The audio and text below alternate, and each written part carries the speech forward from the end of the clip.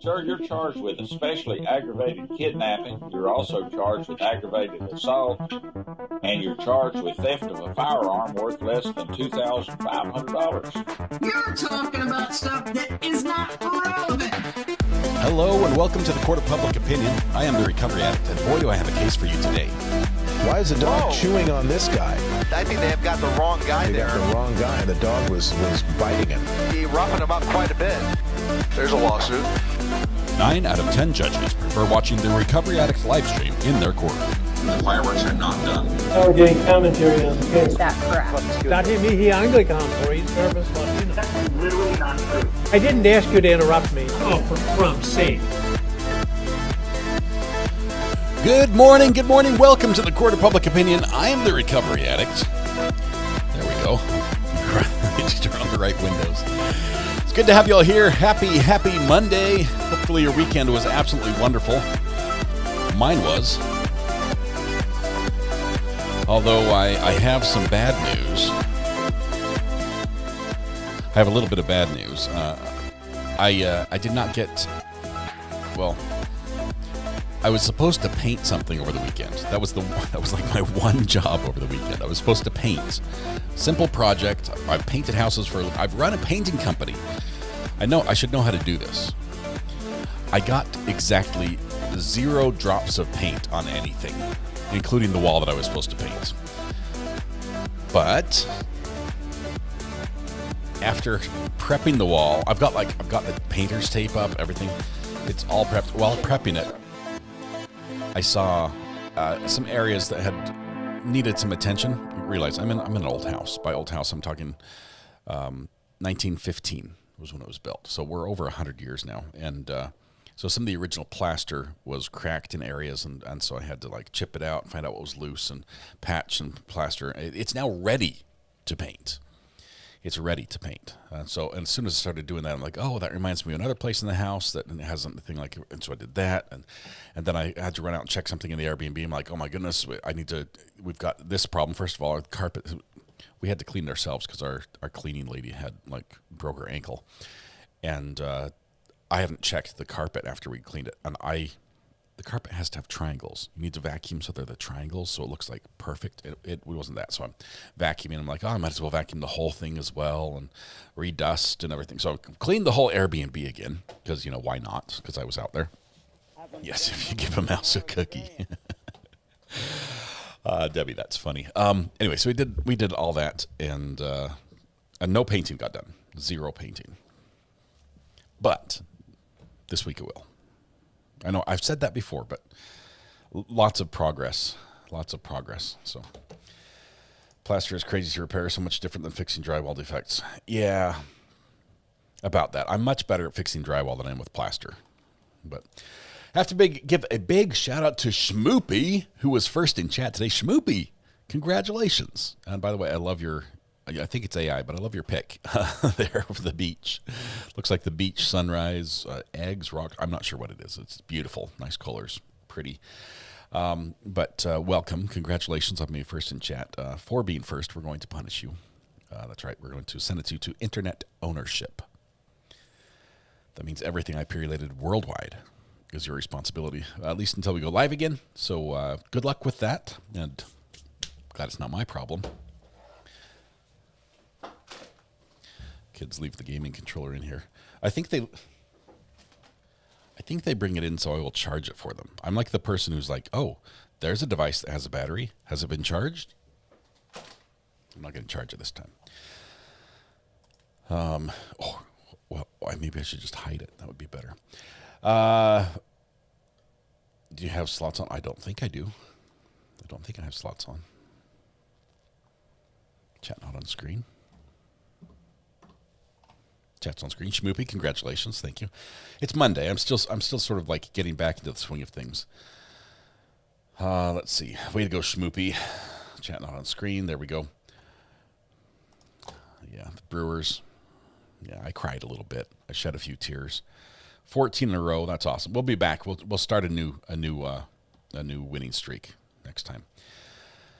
Let's see. Court started at 9:30 this morning. No, court starts at 10:30. We've got time and a half to kill. So We was hoping that all of y'all could report on your weekend. If only we could see chat on screen. I fixed it, John Motor Troy. I did. Really did. Please explain points and slots. Well, there's not much to explain. Basically, it goes like this. I'll turn it on just briefly so you guys don't go nuts about it. Just in moderation in all things, even in your simulated gambling. Let's see. Points. There's points. Points is on. And slots was on. They were on the whole time. You guys were just good and didn't do anything about it. I had not changed anything. So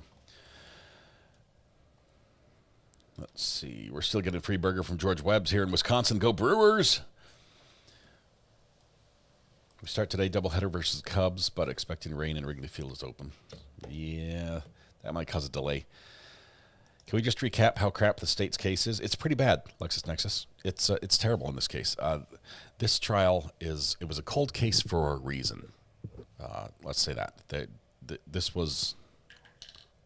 There's one M&M left, and it's a yellow. It was a cold case for a reason. This has been dragging out there forever and ever. Do we have? Who said that? I was kicked back. Oh, we have a new mod today. All old mods. Not old. I said that. I apologize. I said that completely wrong. No new mods. Just a mod has changed their name, and it's your job to guess who it is. Let's see. There was a buffer sound, and I missed where it was. Oh, there it is. Birthdays. Thank you, Josh, very much for this. Appreciate you getting the birthdays all together. Let's see. We have Beth, Kathy, and is it Nibos? I'm going to say Nibos. Is that correct? Give me a thumbs up, Nibos, if it is, or whoever's nominated Nibos for the birthday song. That's how I say it, says Red Pen. All right, that works. Happy birthday. If Red Pen says it that way, it must be right. All right, we're going to sing very quickly, and then we can start talking about trial and everything else that's going to happen today. So everyone take a deep breath, shoulders back. Project your voice to the back of the room. Blend your voice with the neighbor. Warm up with me, if you will. La la la la la la la. There we go.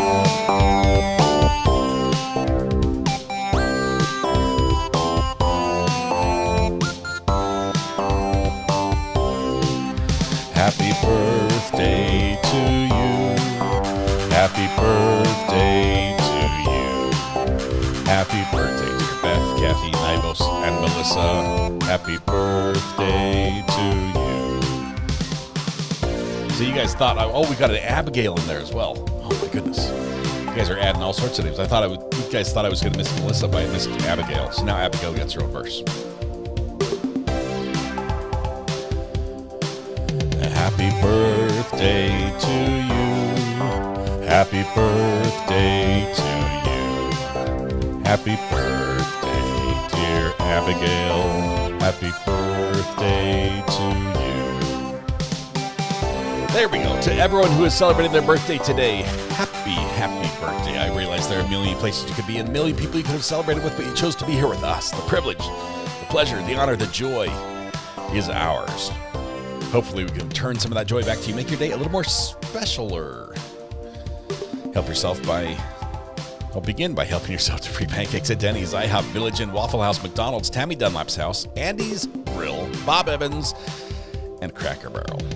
I don't have it memorized, but if I mess up a little line somewhere, I just can't get it right. So I have to say all the right words. Happy birthday. It's a beautiful week to have a birthday too.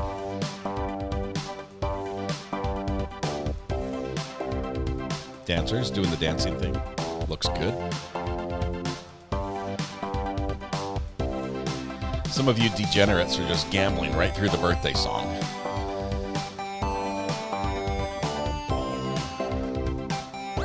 Thank you, Nexus Lexus. Appreciate that. All right, we're going to finish up this song with a drum solo. When it comes to the end of this verse, and then I'll address this issue. Hold on, here we go.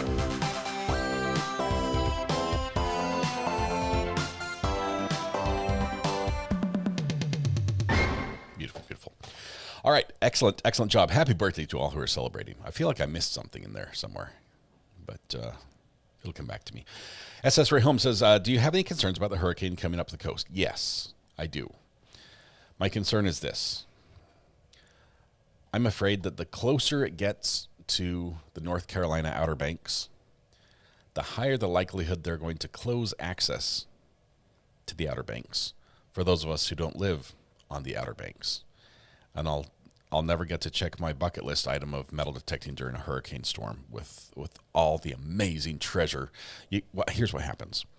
Storm comes, huge waves. It pushes all like the gold doubloons and the Spanish reals and everything. Pushes those up onto the beach. And then on the beach where there's all the sand and all the rings and gold jewelry and silver and everything else, it takes all the sand off. And so it just leaves all the treasure. It is the best metal detecting ever. It's just amazing. Imagine somebody taking the top 2 feet off of of soil, off of something that's been collecting rings for years, and then you're just left with like the rings and the shells and the rocks. It's not the easiest digging, but all the good stuff is right there. So that is my concern. They're going to not let me out there when it's good. Part of the problem is also that it's in the middle of the week and we have a case to watch. So I don't know. I would not go in the ocean. I realize a 15-foot wave is nothing to be laughed at. And we might have 15-foot waves out there helping prep the beach for metal detecting.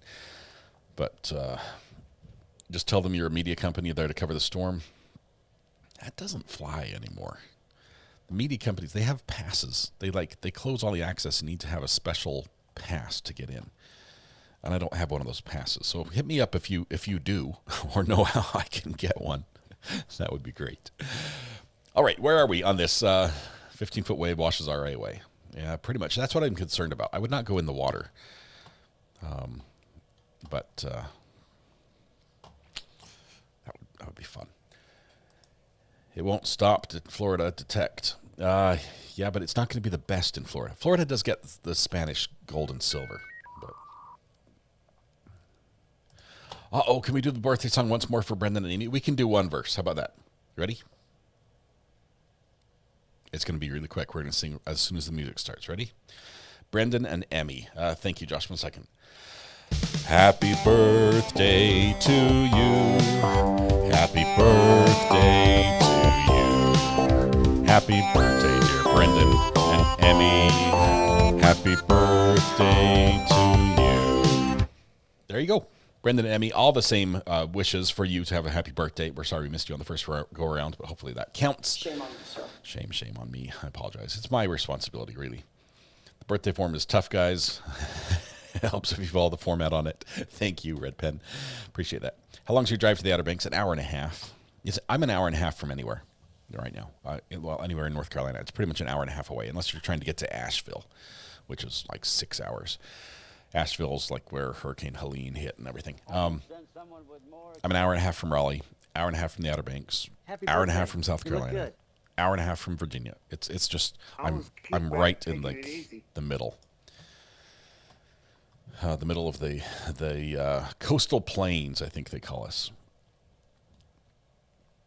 Alex, did he have a good roll? Oh, nice. Libby had a good roll. There's Alex. Alex got 16,000 points. I was told council wanted to see me tied back. Wow. All right. This morning I was watching a little bit of Judge Manning, who was on talking to people, and 4 cases in a row. 4 cases in a row. She's like, to the defendant, she says, I have to apologize. I told you we would have you back out here after 14 days. And somebody didn't put you on the list, and so you've had to sit there for like 36 days or something. I'm like, excuse me? And all I get is a sorry? All I get is a sorry? I had to sit here for weeks in jail when I shouldn't have, and all I get is a sorry? And their crime, what all these people did, their crime was they forgot to charge their GPS monitor, their ankle monitor. Many of them, first offense. Oops, it went dead. Spend a month in jail. Anyway,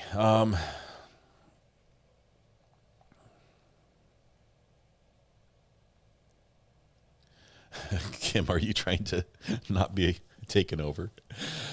I think it lets you bet whatever you put in. I think I haven't said anything.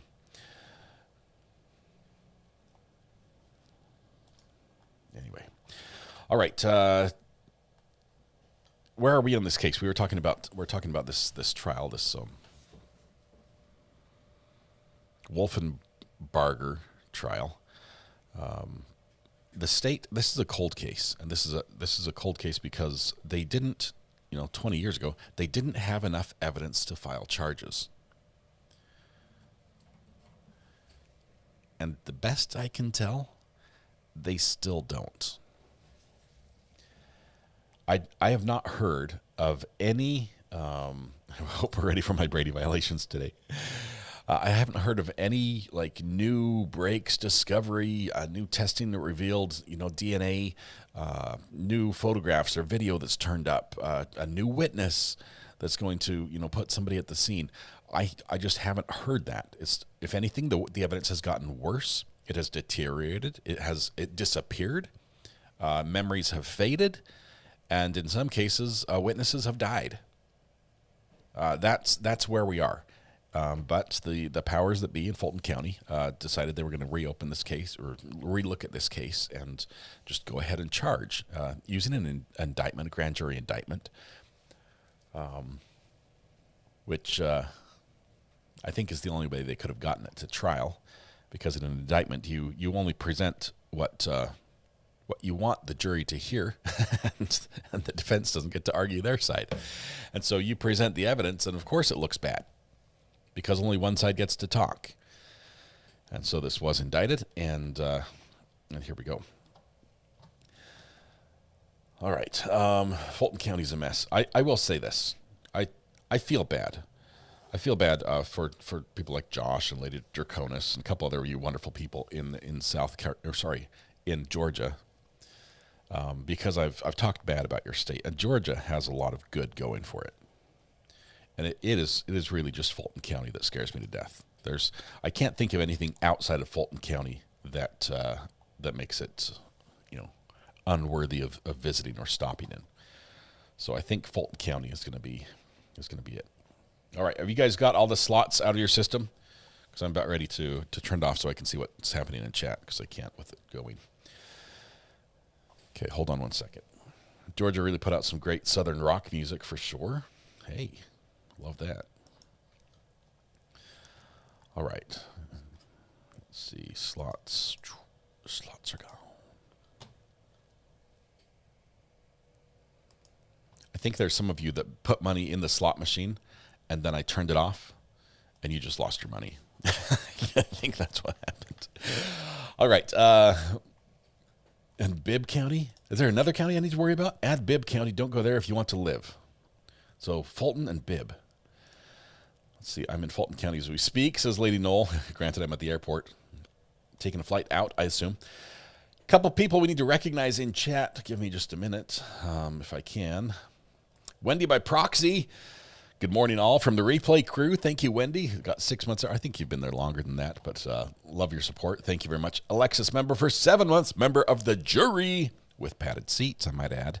If you're uncomfortable in the seat you're currently sitting in, even though as green as it may be, you might consider upgrading to a jury seat with virtual padding. There you go. New Bunk Foss, member for 26 months, says Fulton County is scary. Almost as scary as MSP. Happy Monday. Happy Monday. Let's see. Buffer chat not on screen again. And I just did the thing, too. Did the thing. Now I have to go back and do the thing again. Wendy by proxy, thank you very much. I would like to put your names on the screen when you reach a milestone like this. 6 months for Wendy. 7 months for Alexis. Thank you, Alexis. New Bunk Foss, 26 months. And Wallflower. In front of the Walmart. Wallflower in front of the Walmart. Would not be the same without your 30 months. Says, wow, this summer is going by fast. It is. And it's going by fast. I think it's because hurricane season is here. We're just scared to death of the storms that are coming. How do you show milestones? How do I show them on the screen? Well, I put them on this screen. This is, let me show you. I'll show you everything. Ready? This is behind the scenes. Ready? This is my computer. I'm not going to argue about semantics here. I'm going to close down There's chat. nothing in the order that restrains you from talking to cats. I'm going to refresh this screen. This is my kick own back, live taking stream it easy. right here, right? Stream, right. So I pause the player so that it doesn't echo my music and just nest on top of each other. So we'll pause the player like right there. Let me turn off chat for a second. So I pause the player. I go up here on Chrome. I hit these three little buttons and I say pop out chat. And it pops out this chat window that looks like this. And the chat window down here in the bottom, anything I click on up top appears in the bottom. So say for instance, I click that one and it appears right there. And then all I have to do is use my handy dandy switcher, which is right down here, to take this portion of the screen, make the black transparent, position it where I want, and overlay it over the image like that. So that's how I show chat. I don't think anyone's ever asked that before. Great question. Laura Fry, woohoo, 30 and 26 months. Can't wait for my pink courthouse. That's awesome. I think we just got another one in there. Yes, it was. Warrior Queen. Warrior. Abadi. What's up, Doc? Warrior Queen. There we go. Don't clip that. Warrior Queen, congratulations on 12 months. Looking, it's an official year. Woohoo, been here longer. But a new courthouse is nice. It looks great. It does look great. Thank you. It wouldn't be the same without you here. All right. Let's see. If you, to find, this is probably what you were asking. Instead of the question I answered, you were probably asking how you show your anniversary message. And Red Pen, correctly deducing that from your question, gives you the answer, which I did not. To find your membership milestone, go to the $sign button at the bottom of the chat, like you were, as if you were purchasing a super chat. And if you have one already, it will show up on the menu as a milestone message. You get one a month. But if you don't use it, it goes away. So use or lose is how that works. Simply Nikki gifted a membership. Thank you, Simply Nikki. Appreciate it. Clipped already. Sorry. Yeah, I figured. Don't you have like a doctor's appointment, Josh, to go to instead of clipping my mix-ups? Oh, my goodness. Now they're flowing in. Mandy Winslow, member for, 4 months away from a new courthouse. It's going to be pink. Just a spoiler alert. Made a nice sourdough cinnamon raisin loaf. It's perfection. Well, Mandy, I will be the judge of that. Where and when do I have to show up to judge? Mandy, thank you for your support. Also a jury member. Huge support of the channel. That is awesome. Oh, my goodness. Tisha, member for 4 months. Welcome to the gallery. Rose with Thorns, member for 13 months. Howdy. I'm an OG now. Yeah, you've been around for a long time. Longer than those 13 months. Let's see. Oh, my goodness. Becky Reggie, member for 6 months. A new color courthouse for you. The yellow looks great on you as well. Jamie C., member for 27. Using this so I don't lose it. That's the best thing to do. Let's see. Simply Nikki, Monday is the best day of the week, y'all. Simply Nikki, I'm going to need an explanation. Because I know what you said, but tell me why. Tell me why Monday's the best. Hey Lou, member for 12 months. So this is what RA toddlerhood is like. You guys are, holy smokes, I cannot keep up with this. Hang on. Kale, member for 8 months. Best stream. Welcome to the gallery. Kimmy, member for 18 months. Happy Monday, RA, and everyone in chat. Stone Houses, member for 5 months. So it says, woohoo, I found it. What have you guys done? Joan Parkin, member for 24 months, another 2 years. Love the pink courthouse. Thank you very much, Joan, for your support. Oh, my goodness. The whole screen is just covered. The whole top is covered. Wagger, member for 7 months. Most of my months were gifted. Thanks to the generosity of this chat. This chat is absolutely amazing. Unlike any other community on the internet. You guys are amazing. Love my grandkids, member for 27 months. Says, yippee, yippee. Thank you very much. 27, that's great. Abby J, member for 20 months. Sorry, I've been missing all the OGs. OG, OG. We've got so many OGs. Adapts Training, NDIS experts, member for 18 months of the jury. Thank you very much. I love it here. It gets me through every night as I'm in Australia. I love that you join us at nighttime. That is just cool. There were some radio shows I listened to as a kid. I think it was like Art Bell. And it was like always freaky, like alien ghost stuff. Kept me awake as well. But Stephanie Barnes, member for, I'm not sure why I shared that. Stephanie Barnes, member for 19 months. Welcome to the gallery, Stephanie. Thank you, thank you. Stop. I cannot. I have to switch to the other view. There's just Oh my goodness. Barb Russell, this way I can it can sort out all the other messages and I can just get through the membership messages. Barb Russell, member for 7 months. I would not like to be anywhere else. Yarn and Knots, member for 6 months with that yellow courthouse. Looks great. Best streaming out there. Thanks, everyone. Martha Ivy, member for 20 months. Another OG. You rock. I love the rock on. I love you, but, same thing. Katie P, member for 6 months. Woo, it's been a silent watcher for a while, but always love your streams. Katie, thanks for lurking. Appreciate that. Trey, member for 13 months. Lucky 13th month. Woohoo. It is lucky 13th. Is it the 13th day, too? What day is it today? Oh, it's the 18th. Missed it by about 5. I was off a little bit. Sorry, I don't count. Red Pen, our newest mod, and a fantastic one at that. Member for 31 months. This has become Milestone Monday. Well, you taught him how to do it, Red, so I'm going to blame you for it. I think I might have missed a couple people. I apologize if I did. Let's see. Wallflower, OG. New Bunk Foss, also an OG. Let's see. Mandy Winslow just hit the OG. I can't. Sorry, that deserves a OG. Thank you very much, Mandy. Let's see. I think I got everyone. Jamie C is an OG. I'm done. There are too many of you. There are too many. Joan Parkin, thank you. You guys are the best. Kenda Ducote. Is that Kenda? Is it Ducote? Is it Ducote or Ducote? Do you pronounce it's the E silent? Kenda, on the jury. Welcome. Oh, somebody's calling. Hang on one second. Call from Allison.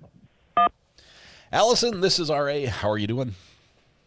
Good. I'll make it quick because I know it's about to start. Oh, take your time. Take your time. We've got all day.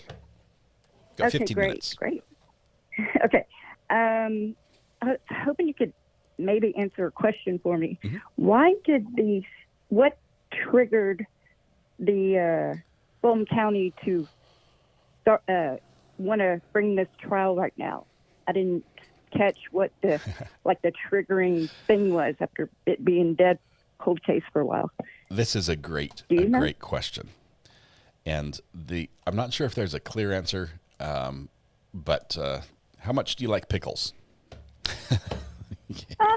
I haven't eaten one since I was at a skating rink in junior high. But okay, well, this has nothing to do about pickles and everything to do about politics. What happens is I didn't even think that. I was just wondering the evidence or something came new. I didn't know. Well, at the police level, the investigatory level, there's just regular people working their jobs, doing the investigations, but once you get above, in the prosecutors up to the head prosecutor, the attorney general, or each state has the district attorneys and things like that. You start getting into positions that have that are voted for. They're political, so you have to basically win a popularity contest to get the job or to keep your job. And sometimes in those situations, especially if there's bad press or if there's been a change and you want to show that you're different, a good thing solving a cold case, locking somebody up for a murder that's, hasn't been punished for 20 years, that looks really good on a resume and on a campaign ad. And I guess it does. But during the YSL trial, there were people coming out saying there was huge backlog on them putting people through the system, and they were sitting in their jails. So I didn't think of that at the time, but I just didn't know if I missed, if there was something a revelation that happened lately. But because it just seems really, they didn't, in the YSL trial, I don't think you covered it. They really didn't have much direct evidence. They had they tried to use their lyrics and social media. That was crazy. Kind of and it was 18 months of just a fiasco.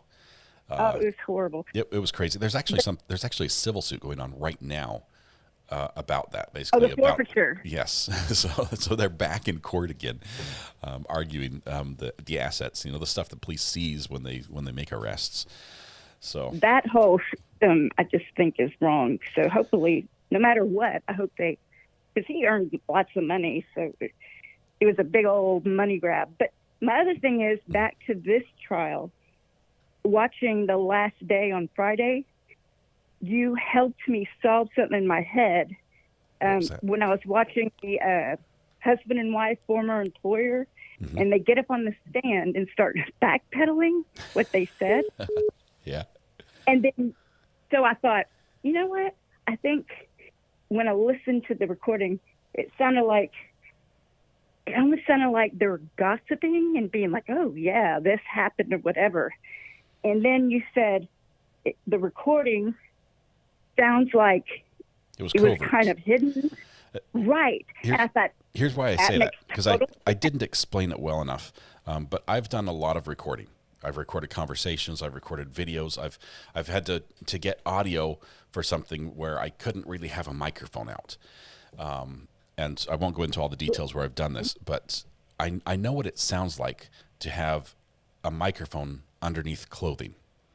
And as people are talking, there's movement, and you hear the movement of the microphone. That was a concealed tape recorder. That was something in a pocket. And that's what I heard. And so it does seem like, it makes it seem fishy. I think that, especially if you're talking to a witness, there should be like a tape recorder on the table. You should give the date, the time. This is so-and-so. I'm talking with this person. I don't know. That might exist. It might be there. He might be like, hey, I'm recording this. I'm starting the recorder. And he just drops it in his pocket. Bad move. But not knowing that's there, it just makes me ask questions like, I'm not sure. I'd like to hear the whole conversation, how this started. Yeah, and exactly. I'm sure they clipped it. But I think it just totally feels like if they didn't have anything that kind of brought this case to the forefront, it feels like they were trying to just take the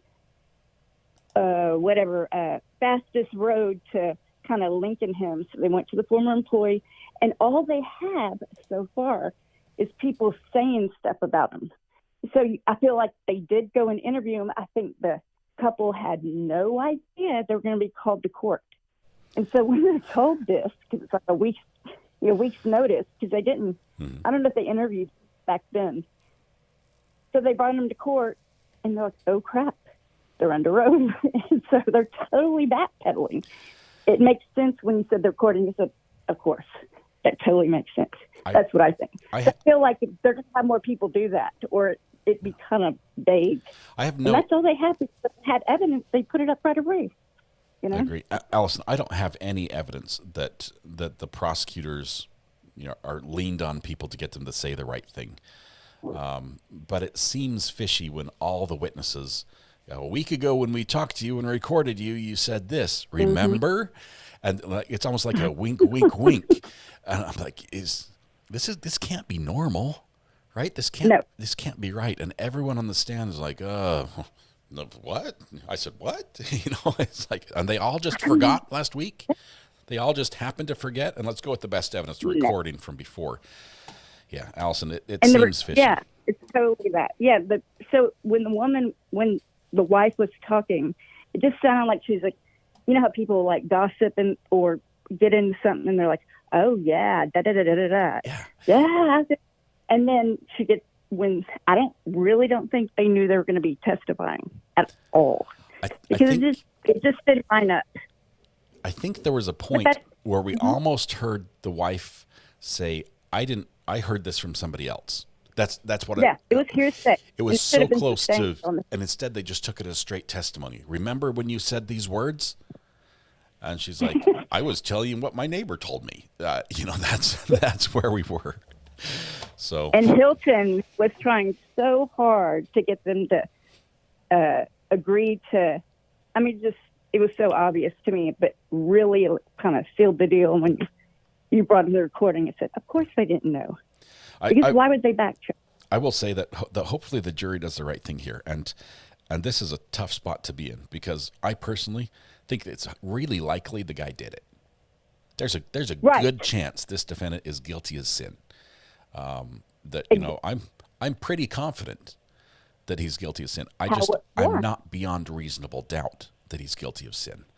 Well, I don't even think that. I don't think either way, but prosecutors should have the same high standard when they think there's a bad man on trial as they do when someone, has plausible doubt. They should everyone the same. Their goal should not be conviction. Their goal should be get the truth out. You know, Yeah, let the 'cause it could facts be- sit out it there. could be Let the me. jury decide instead of being like, we're going for the, you know, we want the conviction. We want another notch on our belt. Yeah, I'm just getting real jaded after the last big trials. It's just like, you know, I don't like that. I don't like shady tactics. I don't like twisting things. It really bothers me because they really should have this huge standard that you can trust that what they're saying is, you know, the real deal. Yeah. But anyway, that's all. Allison, it's always good talking to you. Thanks for calling. Yeah, you think I needed to know, and All right. we'll see if they come out with the big thing that happens. Anyway, It's have a gonna good be morning. Crazy. You too. Bye-bye. Bye. Love it, Allison. Thank you for bringing that up. Tom Taz, I seem to remember you for a long time. I think you might be on a different account. Like you might have used a different YouTube account previously. So YouTube, if you're using the same account, it should save all your past. So say, for instance, you were a member or you were gifted, 5 memberships or you got 5 months of membership built up. You could go away for a year and a half and come back. And if you win another gifted membership, it would be your 6th month. YouTube doesn't delete those. It doesn't start you over. It saves all progress. So it's possible that you're on a different account. You might want to check and see if there's another login or another email used to log in, because it might be a member too. In that case, thank you doubly, but appreciate it. Let's see. Make sure the like button is working. I will let you guys get to work on that. This whole case is nutso. I think it is. I do have to say, Donna Adelson. I'm converted. I'm saying Adelson, even though I went to a school called Adelaide Elementary, and it's spelled exactly the same way. Adelaide Elementary and Adelson. So it rubs me the wrong way to say it that way. But the trial is supposed to start, I don't know, tomorrow with jury selection. I do not know how long jury selection is going to take. I'm guessing we're talking 1 to 2 days. That's my hope. And then once it starts, we're going to probably watch that full time and maybe do recaps of this one. I don't know how long this one's going to take either. So it's going to be crazy. We might be very busy for a little while. Maybe they all have dementia. Maybe I do. I was talking to a friend the other day, and I forgot the friend's name like mid-conversation. Not just like forgot. It was like, cannot recall. I talk to you all the time, and it's gone. I think, is this just part of aging? Is this what I have to look forward to? It's how they say their name. So, yeah, so they're probably wrong.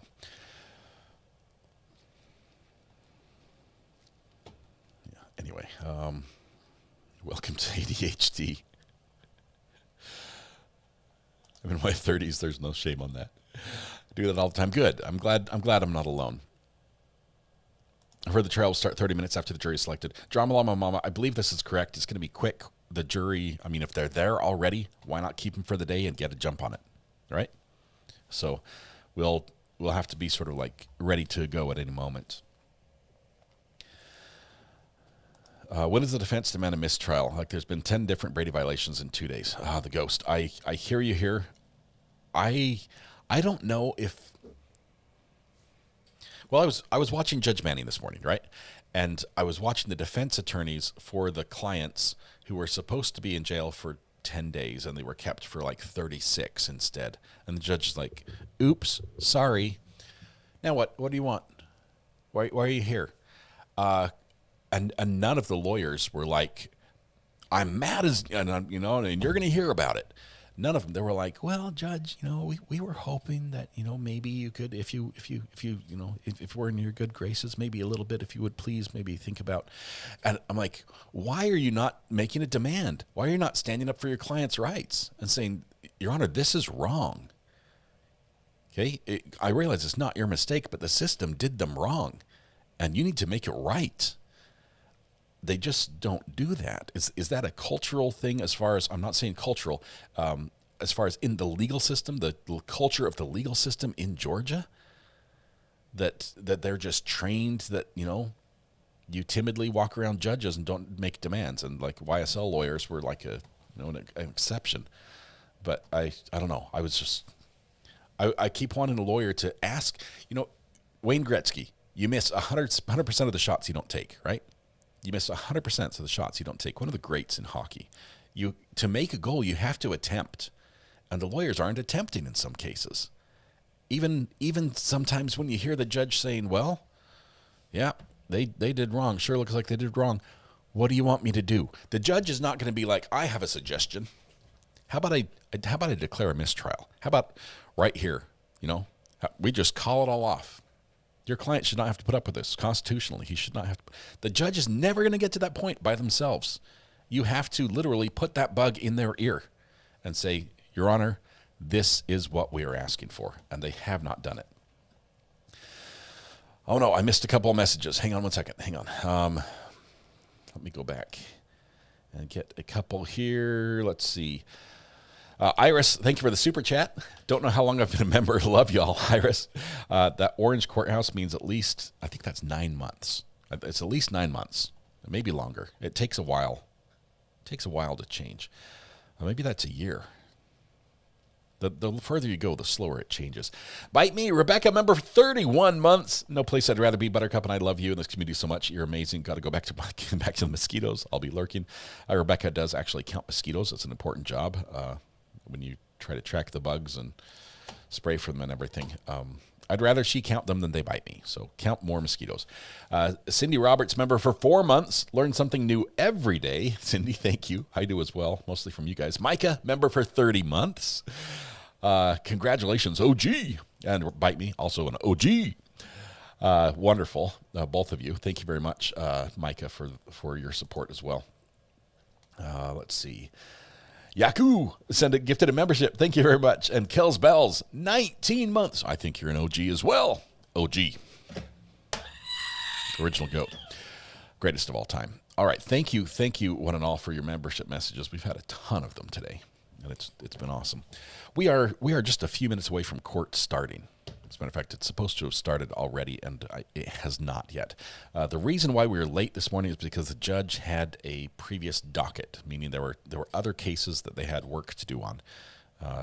They can't always just say, I'm going to take the next 3 weeks and devote 100% of my time to this trial.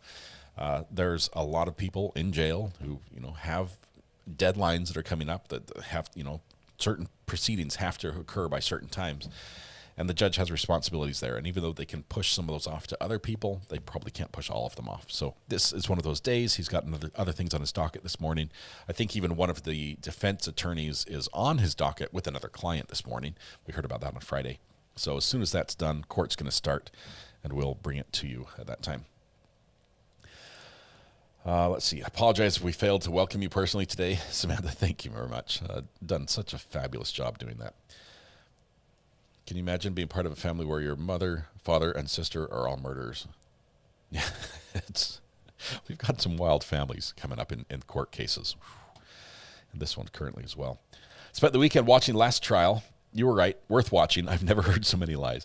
Marcia, that's one of the few trials I really recommend, if people did not watch, that they go back and watch. This last one. I mean, granted, it's a dismemberment trial as well. And it's terrible facts there, but it's worth it. Law and Lumber and Ian Runkle were thoroughly disgusted with attorneys and judge on Friday night, as they should be. Let's see. Have you seen what I just sent to Mod Chat? I did not. Let me take a quick peek.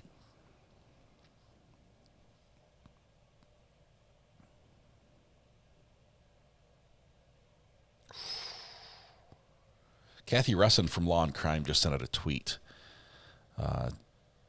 This was less than about half an hour ago. Donna Adelson has a last-minute hearing this afternoon at 1:30.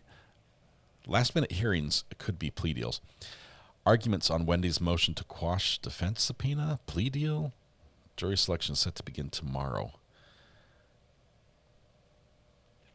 Wow. Last-minute hearing this afternoon at 1:30. We might have to keep our eyes on that. That could change everything. As you know, in the world of true crime, nothing is actually going to happen for sure until it actually happens. We've seen people take plea deals as the jury is waiting to come in right before the judge, right before the judge reads the opening instructions. So something could be developing. I heard I heard that there was a weak plea offered that was rejected. So maybe they have a counter. Next is Lex. Loved their coverage on Friday talking about Rob and Ian. The defense attorneys are not angry enough, in my opinion.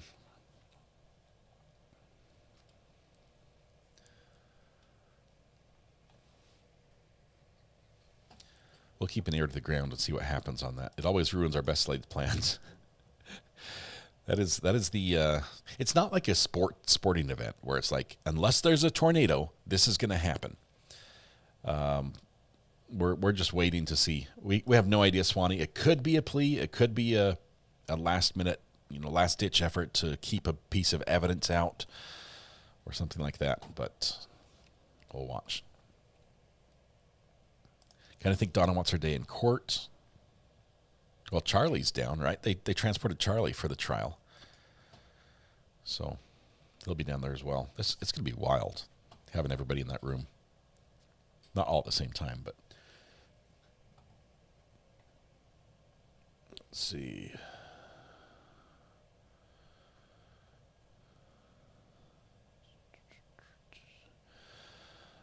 We have 1.5 thousand watching, but only 550. Hit the like. Help us out and like the stream, please. Thank you. Appreciate it. It is free.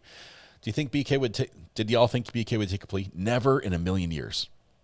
I did. I never thought Brian Koberger was going to take a plea because I honestly thought I had him pegged as someone who would enjoy hearing the crime recounted in court and hearing witnesses give evidence. That's what I pegged him as, and I was completely wrong. Instead, he's complaining about people yelling at him through the vents in jail, and organizing everything in his cell. Which apparently that video came out. Is that real? Is that what we heard? The video from the jail or from the prison, which got somebody filmed one of the security monitors or something in his cell, and it appears to be real, and somebody's probably going to lose their job over it. It shouldn't be too hard to figure out who did it. And let me tell you why. They keep that video because they retain it for a period of time. All they need to do is find that segment of time when Brian Koberger did what he did on the video and see when it was and see who was on shift and who had access, because there are key cards to everywhere. They know who did it. I mean, it should take 10 minutes to find out.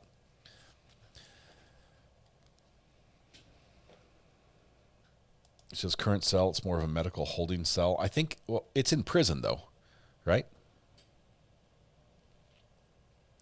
He's in the holding cell while they determine what to do with him next.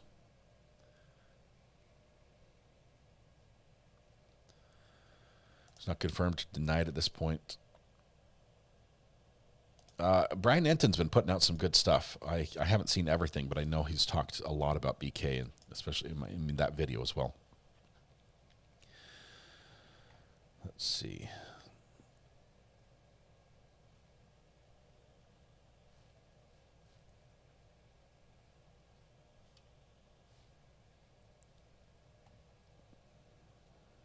Docs are interesting. 556 pages. I downloaded those. I have not gone through all of them yet. There are a ton of pages. Docs are continuing to get dumped. And we're still waiting on a lot of the court documents to be unsealed, but that's going to start in just a couple of weeks, I think. Let's see.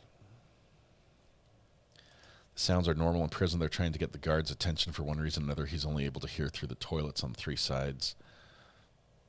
Yeah, he's in by himself, so he's not in danger right now.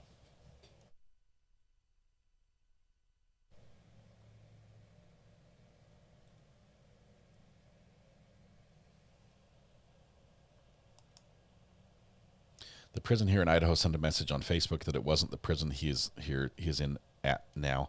I think after that they said it's under investigation, though.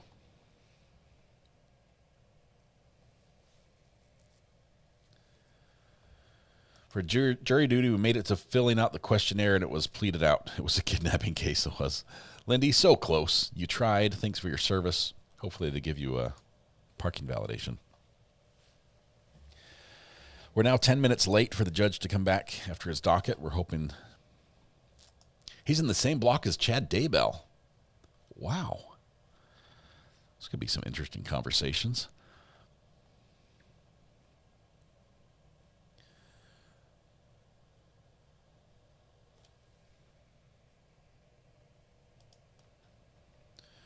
Good morning, Mini Duck. Good to have you here.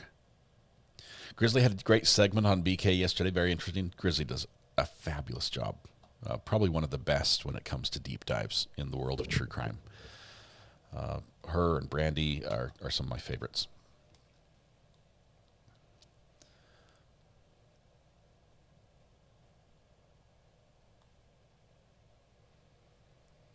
No parking validation here in Milwaukee County. Ada County Jail says it wasn't from their facility. The Max Prison investigated. That's what I heard. I think it is from the prison, not from the jail.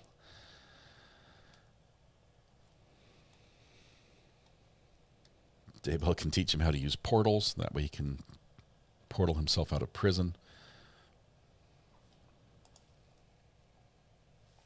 All right. What's up with court? Let me see if we can check from other angles and see what's happening.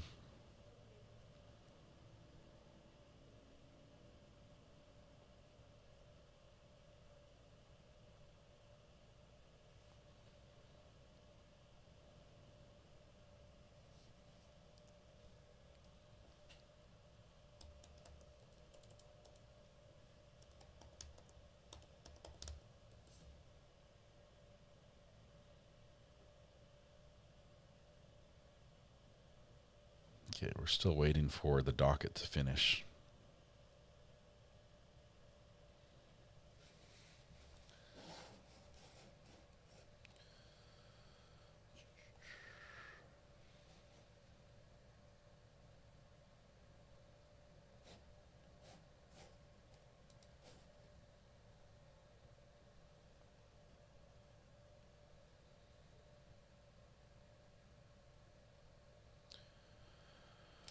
Okay.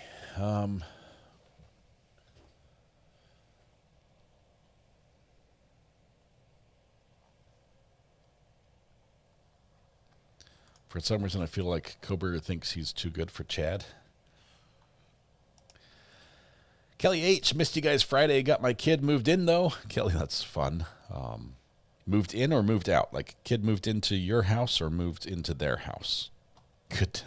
You seem excited about it, so I'm guessing it's moved out. Moved into college or something. I've heard so many conflicting stories about New York trials being streamed. My son is a RN at Riverhead Jail, where Gilgo Beach serial killer is held on Long Island. Mike, I'll tell you that New York is not friendly to streaming trials. It's not easy to do it.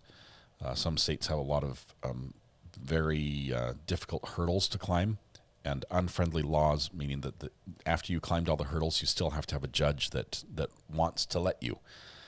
And even then, they don't have to. It's not like Florida, where it's you ask, you get in, basically, unless there's a reason not to. So New York's hard, as is California, believe it or not. Catgrow, happy Monday, Georgia here, but not Fulton County. Catgrow, that is awesome. Not Fulton County. Hope you're doing great.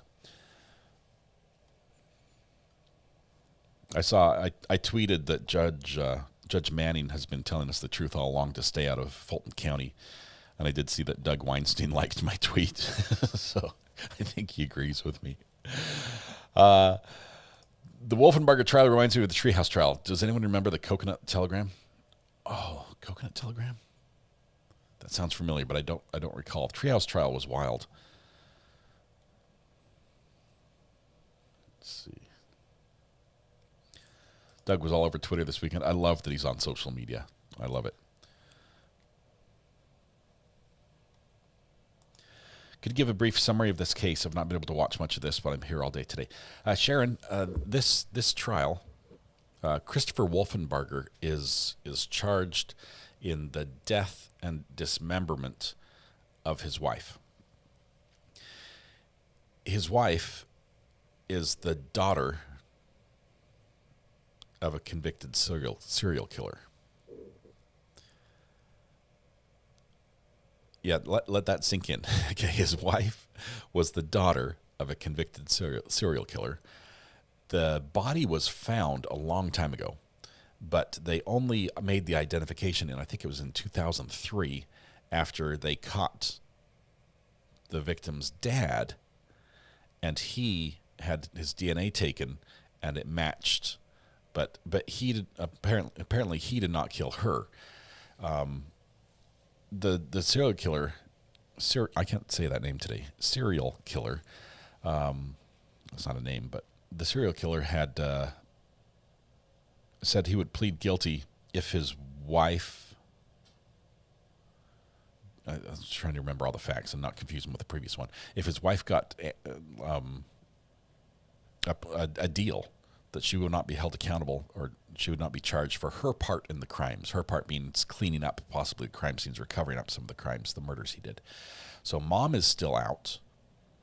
Mom testified against the stepson, who's accused of killing the daughter.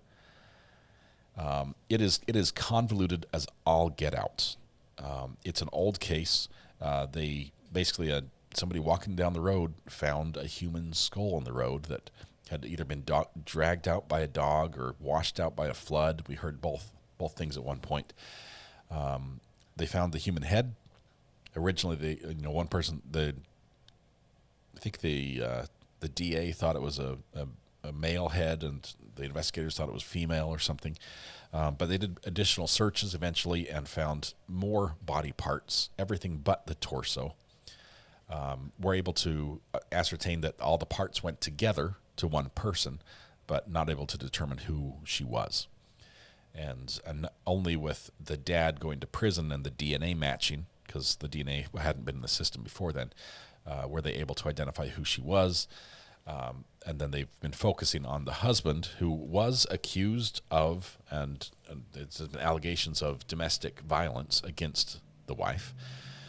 So they're focused on him because he was basically charged with domestic violence, and the case couldn't proceed because she ended up leaving and disappearing. So very suspicious situation. But does that help? Is there somebody who could give a better rundown than this? It's Monday. My brain is still waking up. It's very confusing. The state does not have a lot of evidence. They have not got any new evidence that I can see since it was a cold case. They're just prosecuting now. Thanks for all you do and your mods do. Prayers for my hometown, Tremont in Utah. Oh my goodness, I saw this. I was listening on the scanner a little bit. 3 officers shot, 2 possibly fatal on a DV call with an intoxicated person. John, I was checking on that a little bit overnight.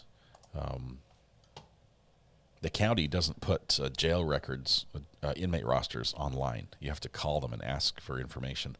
I haven't done that yet, but they haven't released the name of the person who was arrested, the suspect. But 3 officers shot. I have also not heard if it was. I did not know they were fatal, so that would be terrible. But I was just up there. That's right next to Bear Lake. I mean, it's just around the corner. It's on the Utah side. I was on the Idaho side. Okay, yeah, Nexus Lexus, thanks for this part. The body parts were found basically near and around the defendant's job, where he worked at a glass shop, where he apparently borrowed a reciprocal saw, which is basically a sawzall, a power saw. It's handheld. It's the closest, it looks. Maybe I'll get mine really quickly. Hang on, let me get my kids to get it.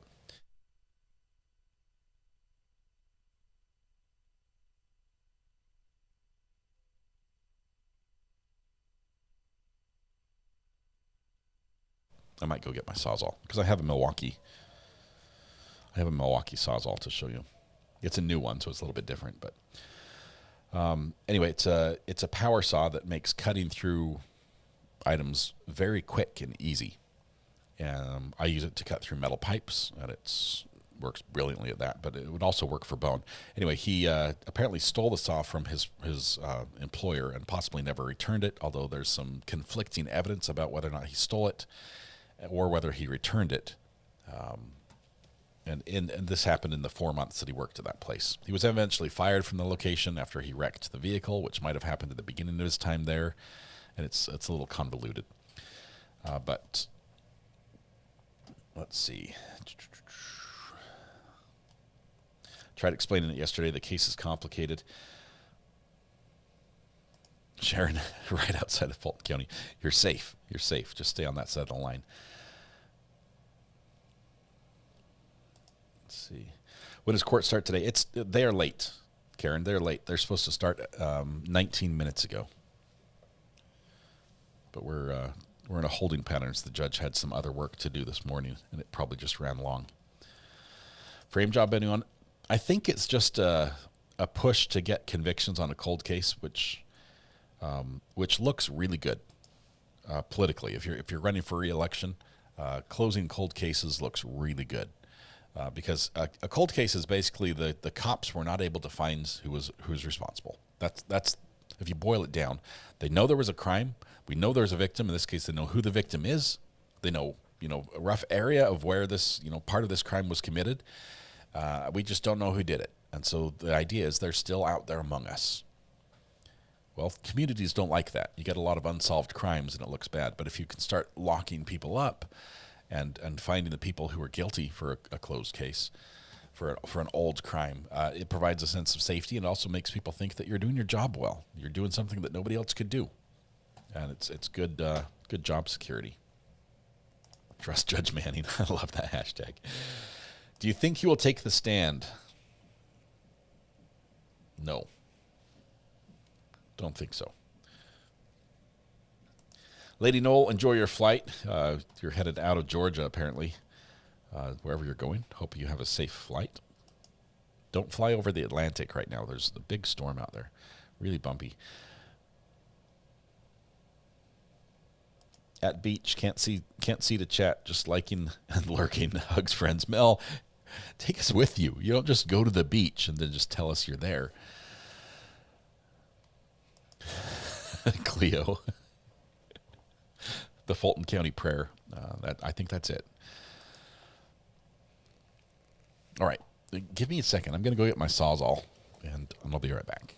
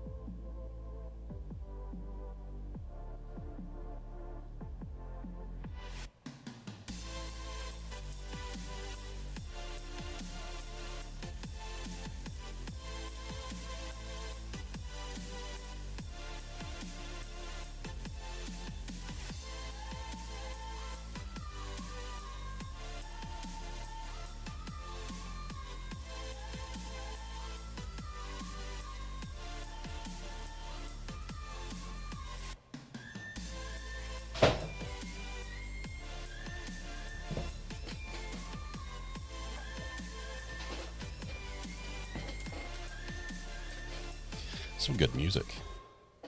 That was perfect timing, too. All right, I'm back. And I brought a Sawzall for show and tell so we can know what we're talking about here. So when we talk about a saw blade, this one is hammered. So let's see. Let's go. There we go. Saw blade. They have teeth on the bottom that are really, really sharp. And they're staggered back and forth. So they have a unique cut along the bottom. This saw in and of itself would be hard to use just back and forth with your hand motion. So instead you get a power tool like this.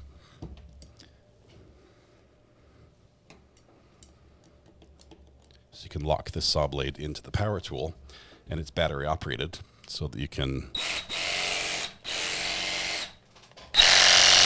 It's loud. But the saw blade just oscillates back and forth really, really quickly. Like that.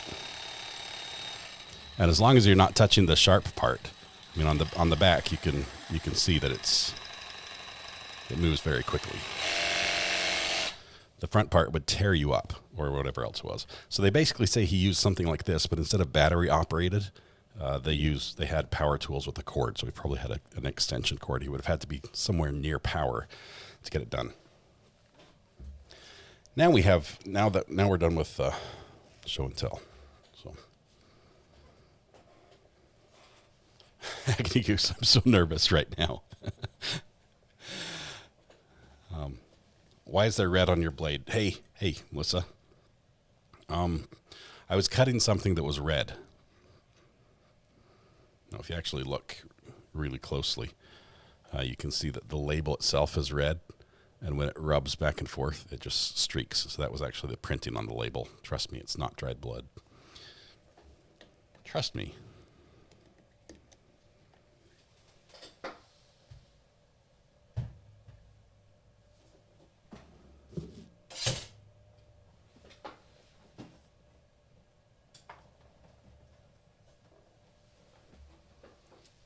All right. Stay away from tools. Yeah. You can carve a turkey with that. It's actually not good for carving turkey. Turkey is sort of a dry meat, and it needs a very sharp knife, or else it will tear. It will crumble. And the oscillating blade back and forth, if this type of blade, it's designed to tear. It will just turn your turkey into turkey powder. Gooey turkey powder. Let's see. Now that you've given us a heart attack, is that part of the deer processing kit? This is a tool. The deer processing kit is a little bit different. Usually the deer processing kit is not powered. You don't have a power tool. So some fish fillet kits, the knife that you use to fillet fish is powered, but deer processing, a lot of that is pretty precise, and the only thing that would be useful for power is if you were cutting through bone, which you usually don't do. You usually cut through joints and stuff. But I said no power tools. Let's see. Selena K. Doctor's able to go ahead and do the total knee replacement, so that was good news to move on, but I'm in horrific pain. Oh, man. And I probably won't be in chat a lot because I have M. I'm sorry, Selena. Good news on the replacement. Hopefully the pain ends soon and the training for the marathon can begin. Come back into focus. Thank you for that.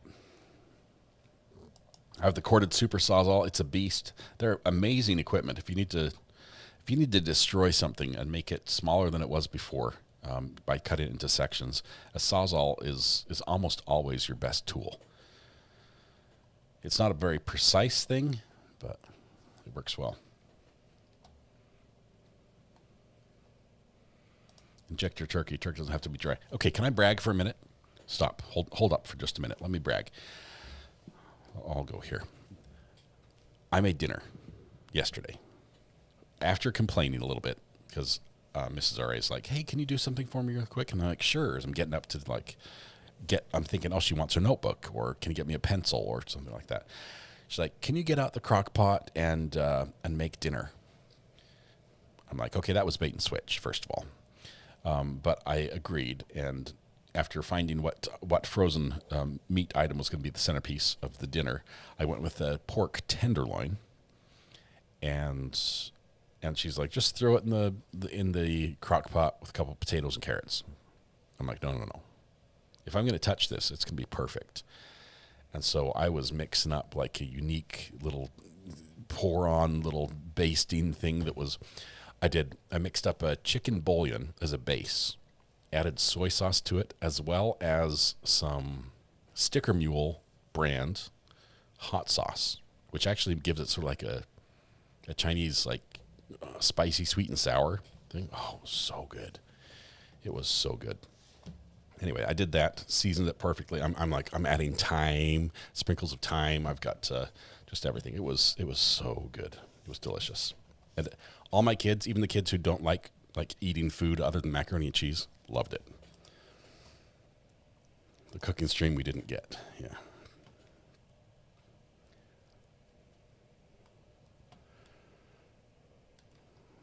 All right.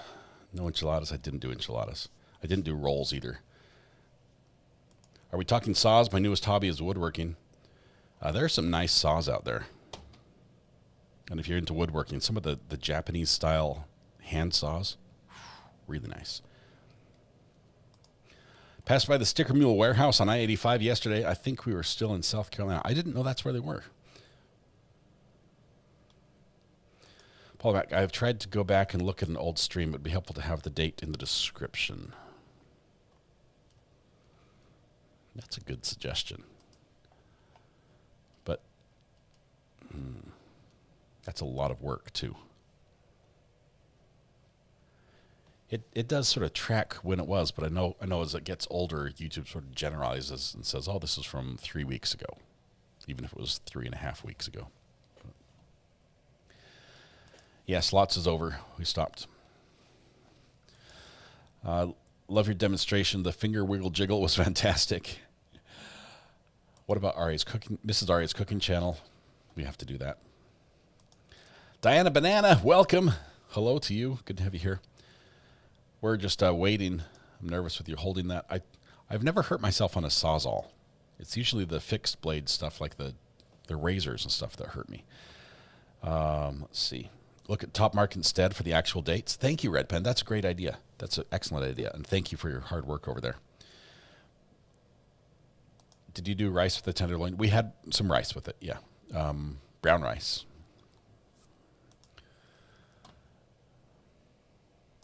You do realize your mistake was making supper too yummy. Now we'll be asked to make more supper more often. I actually do like to cook.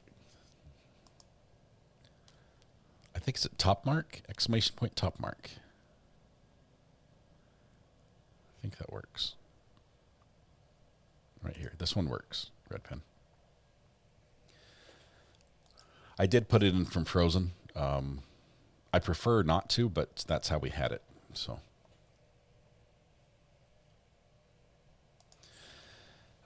Kathy Russin on Long Crime says there's sentencing that's taking longer than expected. We're waiting for that docket to wrap up. What is the next cooking stream? Can you text me the receipt or the recipe? Maddie, all I did was I just went to the spice cabinet and looked for stuff. I added, it's a pork tenderloin, which barely fit in our oval crock pot. And then I layered the potatoes first. And so the carrots don't get too mushy, I put the carrots on top. Okay, because I wanted them to steam and not just become mush in the juice. So we did that. I added maybe a cup total, maybe 3/4 of a cup of chicken broth, 2 tablespoons of soy sauce, and about a tablespoon of Sticker Mule hot sauce, which is very similar to Tabasco, a little sweeter than Tabasco. Other than that, I generously salted and peppered the roast, the potatoes, and the corn. So we did that. I used a little bit of, it's called Kickin' Chicken, which is like a combo seasoning, just to get a little variety in the flavor. Put a little bit of thyme in there. I might have done, and garlic salt. I didn't have any onions or anything to put in, so I put some garlic salt in. That was it. Did you sear the tenderloin? I didn't. It just cooked for like 5 or 6 hours until it was 200 degrees in the center, and it was super soft. It was great. Then I also, with the little juice that was left, I added a little bit more water and mixed a gravy packet with it, so we'd have a little gravy as well, because I always like gravy. R.A. Stewart. Yes, without the stripes. Came home from the casino mad, won really well, and then put most of it back in. I won, but it doesn't feel like it now. Virginia, I'm sorry. I'm sorry. It's hard to quit when you win.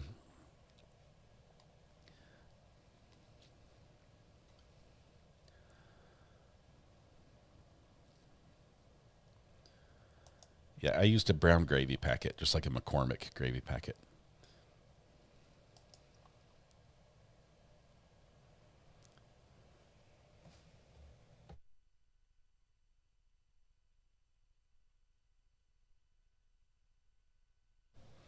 Does Sight and Top Mark work?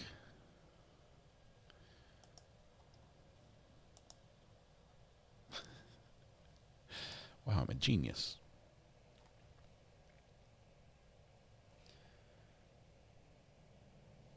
I'm sorry, can we stop with the food? I apologize. I'm wishing there was leftovers, and there isn't. As a matter of fact, my wife had to tell me there are 2 other kids who haven't yet come home from church who need to eat. And so I'm like, well, I'll serve up their plates right now just so I don't eat their portion. Website does have all the dates on it. Thank you, Red Pen, for that. It is amazing work.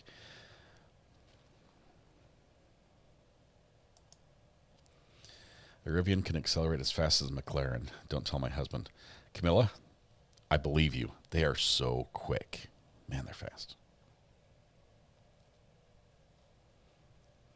I made it as soon as you guys asked, like I do with all the other ones, Josh.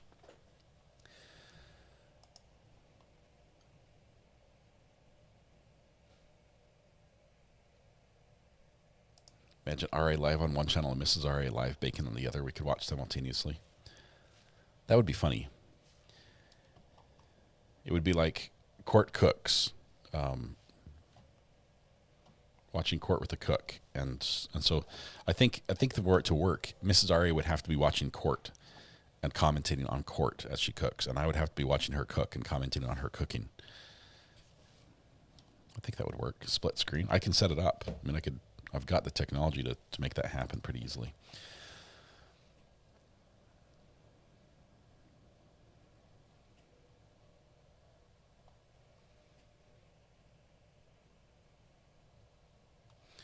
Krista J brought me frozen soup and snacks to get me through the surgery. That is awesome, Selena. I love that Krista J met up with you and is helping you out.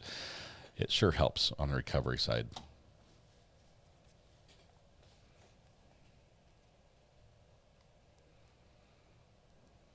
Okay, still waiting for this. We're now over a half hour late. The jury's going to be going to lunch before we get started here.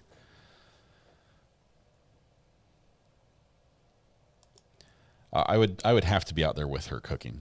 I can't just leave her, watch her cooking and be like, tell me when the food's ready. Yeah, I'd be eating it on the front porch off the sidewalk. Catherine, my birthday was Saturday, but I don't need you to sing for me.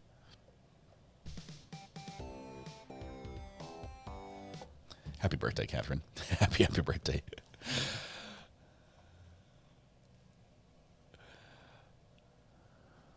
I might have COVID. Will someone bring me food? Josh, you're not in Fulton County, are you? Because no one's going to go there. It's not worth our lives. I watch my other half cook all the time, and I critique it. It's all right, but if I were be like, hey, Mrs. R.A., I think it needs a little more flour, she'd be like, oh yeah? Well, then why don't you get in here and put a little more flour in yourself? That's what I'm saying. Esbar, it's your birthday today. Happy birthday. Have a wonderful birthday.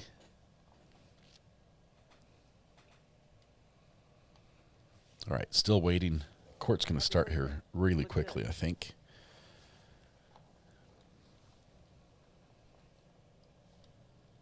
Josh, I do hope you get feeling better. That's no fun being sick. Let's see. Peter has a trial next week. Anyway, you can stream it. Peter's trials are, I don't believe they're criminal, right? They're going to be civil. They're harder. It's harder to stream a civil suit, a legal matter. A lot of places just don't do that. Utah was one of the exceptions when we had the Gwyneth Paltrow ski case. I know North Carolina won't let me stream any civil suits. I've tried. I've been down to the courthouse, done what I can. I did notice, speaking of Peter Tragos, that he has a new outro, and I'm on it. That was awesome. Thank you, Peter, for including me in that mix.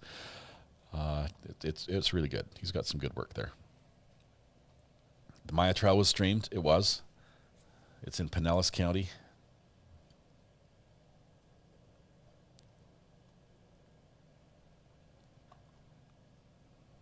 I know he's.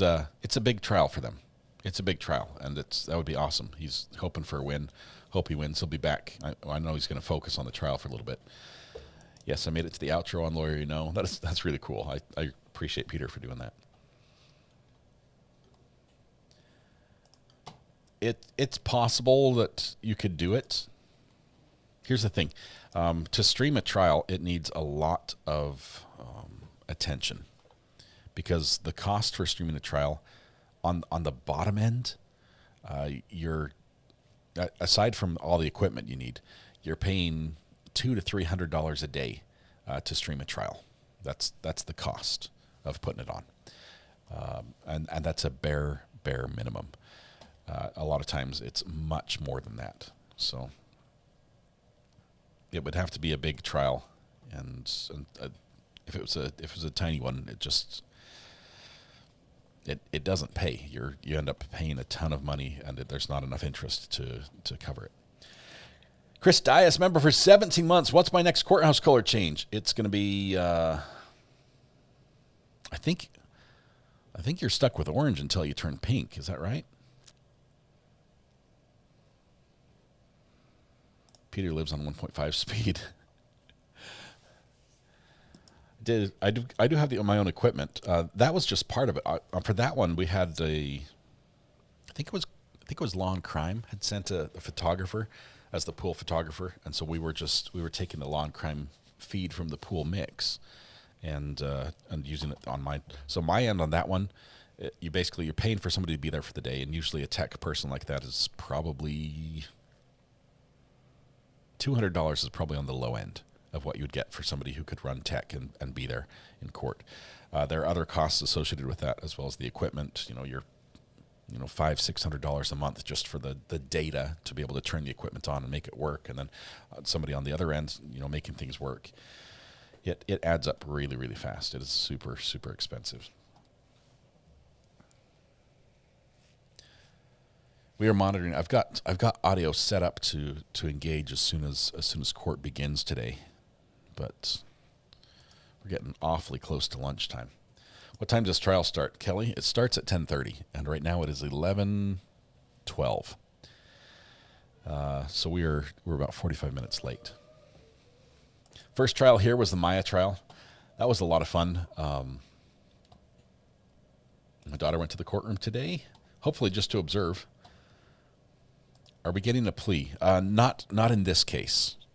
And I say that because Donna Adelson does have an emergency hearing today where I think technically it could be a plea. I'm not saying it is with the ones on the table, but it could be. This is the time frame where that sort of thing could happen. So there's a possibility that we'll keep our ear to the ground on that case and let you know what happens. I think it would be difficult for people in LawTube to stream another LawTuber's trial and maintain an unbiased view, to be honest. It might be, because I'm a big fan of Peter, and I definitely see things from his perspective when he argues it. So I don't know. Maybe he wouldn't want it streamed. That would be an interesting dynamic. I missed your memberversary. Oh no, Stacy, member for 6 months. I guess it's safe for chat to start talking about what's for lunch since court is so late. Stacy, thank you very much. Appreciate your support. Okay, we're almost there. French fry, I can't believe it's been 17 months since the Maya trial. Thanks for the great coverage. Time flies. Time flies. We could watch some other courts as we wait, but I just don't think Well, Judge Boyd is up. Let's see who else is up and around.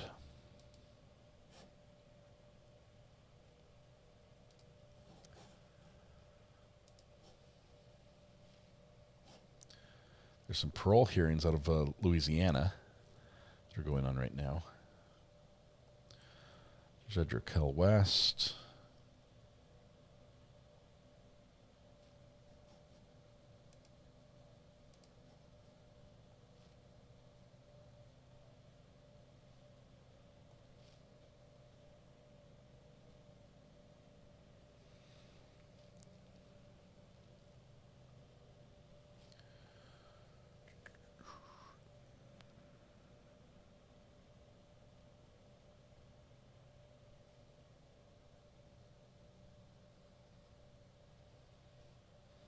I'm just not seeing a lot to...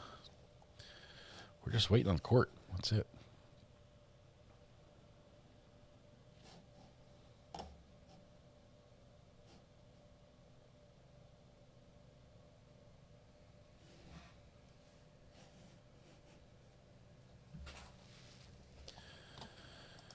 Let's see. In the DA trial, her daughter-in-law, says Barb, was subpoenaed, and she is trying to say no.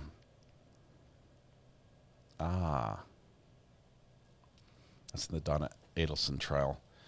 So no plea deal.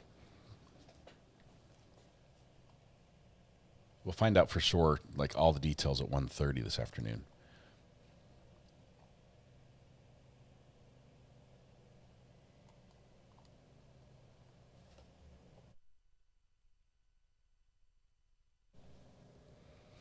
Yeah, it hasn't started today. We haven't missed anything. We're just waiting for the court to finish what they were going to do this morning, which took a little bit longer.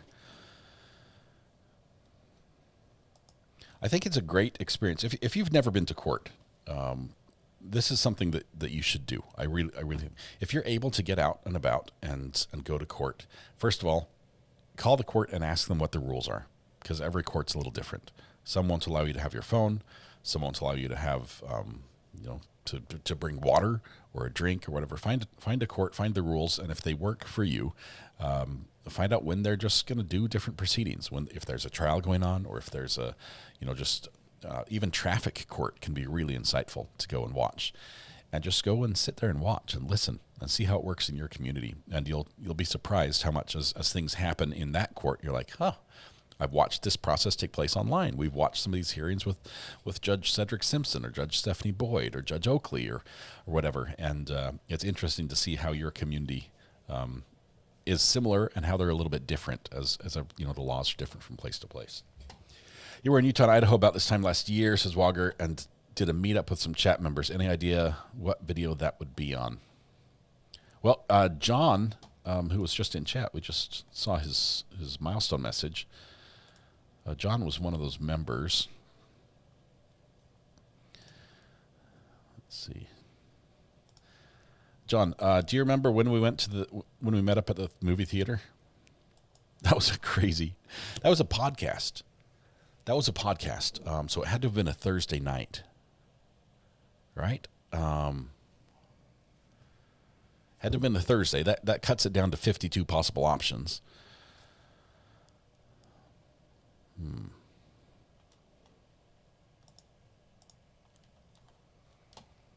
I remember that there were a couple of my friends, they're actually friends here from North Carolina, that were doing a premiere of a movie they had shot and edited and put together for a film festival type thing, and they had rented a theater for the initial showing. So it was that premiere.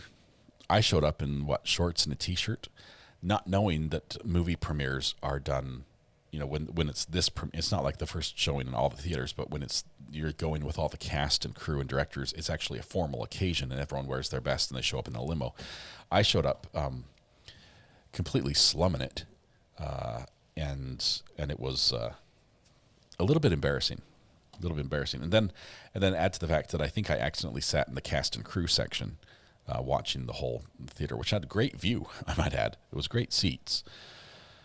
But I am not ready for the runway in any way.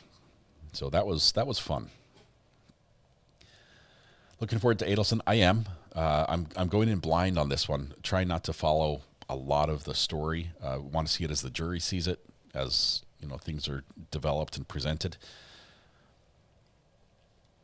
Let's see. I've been to several trials in court. It's always respectful to turn off your phone before entering. Do not bring food or drinks. No gum or candy.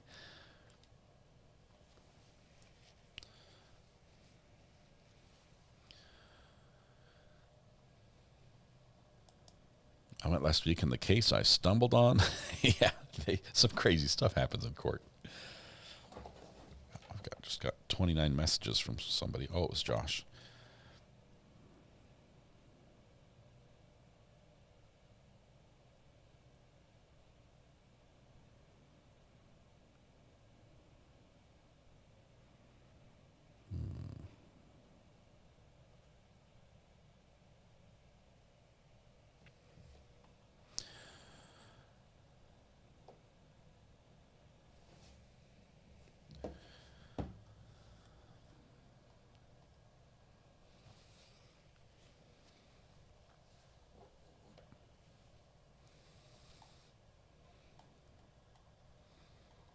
I'm trying to check something for somebody who texted me.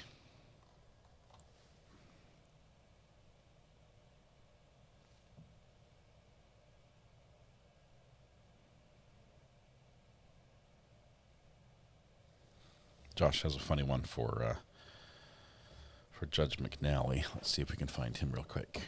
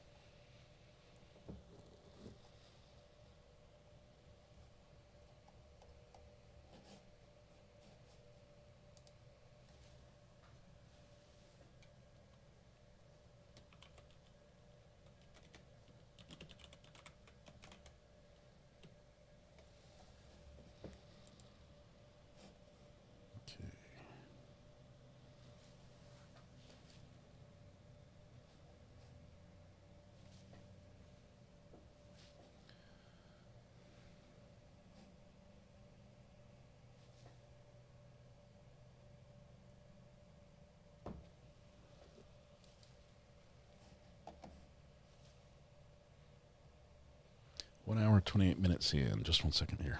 We'll get a little funny one to watch while we wait for court. It's short.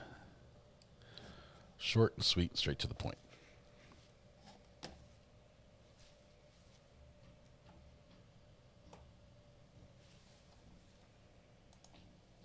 Pay additional costs of $50.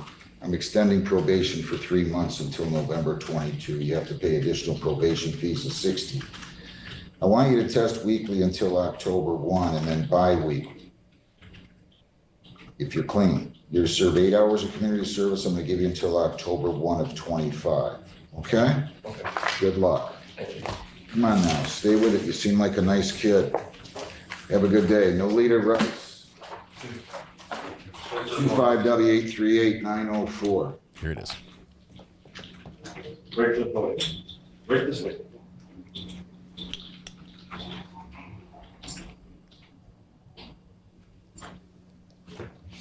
Your name, ma'am? Nolita. Nolita? Nolita. You gotta keep your voice up. Nolita Willeen Rice. So how did I mispronounce your name the first time? You said Nolita Willeen the first time. Well, isn't that your middle name? It's not Willeen, it's Willeen. Well, it's Willeen. The court administrator gave me your letter. I read it. You gotta be being a little tough though. I don't know. I don't have. You was rough on me the first time. I mean. No, I wasn't rough on you. Sir, I'm not here to argue with you. Please, I'm just trying to mind my business and drink my water. And do what? Stay out. I'm trying to drink my water and mind my business and stay out of Woodhaven. Because I didn't get to explain. I don't come here. I was sent here through an Amazon run. They ran me to, I thought it was Grosse Pointe, it ended up being Grosse Field. So I'm not even familiar with this area. They got you going 41 in a 25-mile-per-hour school zone. Well, listen to me. There were no signs. Listen to me. There were no signs from. Would you please listen to me? Sure. I take offense to your letter. I really do. I don't know where you come up with it. I didn't ask you to state your name like I did with the other defendants. You didn't? Especially after mispronouncing your name. Mm-hmm. When I walked up, you said, oh, well, you said, no, Lito, Eileen, Rice, and then I walked up to the podium. I didn't say it like that. Okay, do we have a recording of the last time I appeared in this court? Because you asked everybody.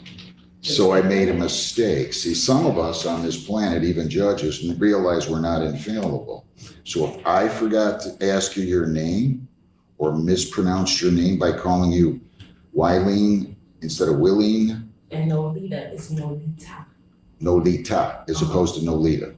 Yeah. Okay. Well, if I didn't pronounce your name correctly, my sincere apology. I have.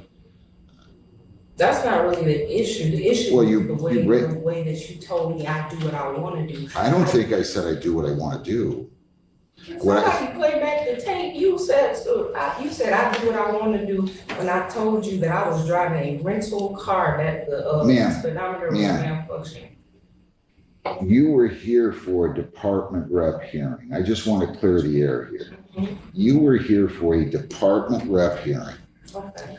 Now, the officers should learn a lesson because in an effort to be too kind by writing you initially for impeding instead of 41 and a 25, this is the kind of thing that can happen.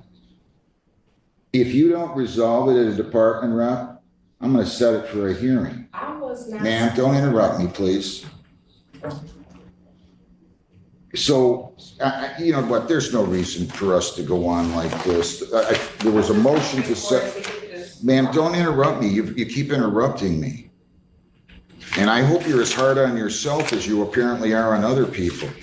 I pronounced it Nolita as opposed to Nolita, and I said Wileen instead of Willeen. Seriously. If you're that great at doing everything, you ought not be standing here. You ought to be president. But at any rate, I can't, my condition caused confusion. So here's what I'm going to do. In fairness, the officer isn't here, but you didn't show up on time either. I'm setting aside the default judgment. Default judgment set aside. We're going to reset an informal hearing. If you want, I'll be glad to let you appear by Zoom for that hearing. She'll explain it down there. You can appear by Zoom. We'll reschedule it. If he doesn't show up, I'm going to dismiss the case, okay? So we'll reschedule it. If you want to do it by Zoom, Lisa, set it for Zoom. Is that what you want? That would be great. Then I'll do it by Zoom for you, okay? Good luck. Good luck, Nolita. Or Nolita, sorry. People against, do I have another file? All right, that's it. That's as far as we're going. So, I've seen Judge Dad come unglued for less than what she just gave him. She doesn't know how lucky she is. But, yeah, there's going to be a hearing, and I'm hoping we get to hear it. Oh, my goodness. They both need to calm down. This is not like I mispronounced her name. I would have called her, Curious George or something, just because my pronunciation is terrible. But he missed like the Nolita. Seriously? I can't hear the difference. Lack of respect. Yeah. He was holding it in. Somebody find when her next hearing is, even if it's on Zoom. I can't wait to watch. She was doing 41 in a school zone in a 25. And the officer wrote her for impeding traffic. Probably mispronounced her name of the ticket as well.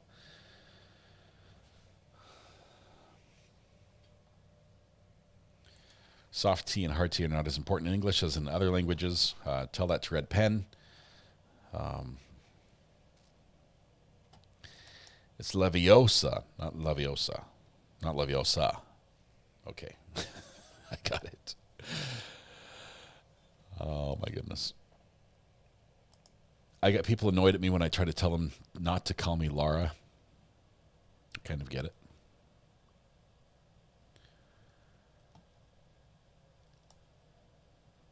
Laura. So, have I been saying your name wrong all along? I think I've called you Laura every time I've mentioned your name. Sorry. Don't hold it against me. You broke me. Laura or Laura? Oh. Laura. That's a Laura is the A-U. Laura is the O-R-A. Lara is the L-A-R-A. Got it. Got it. There are 3 pronunciations. I'm good.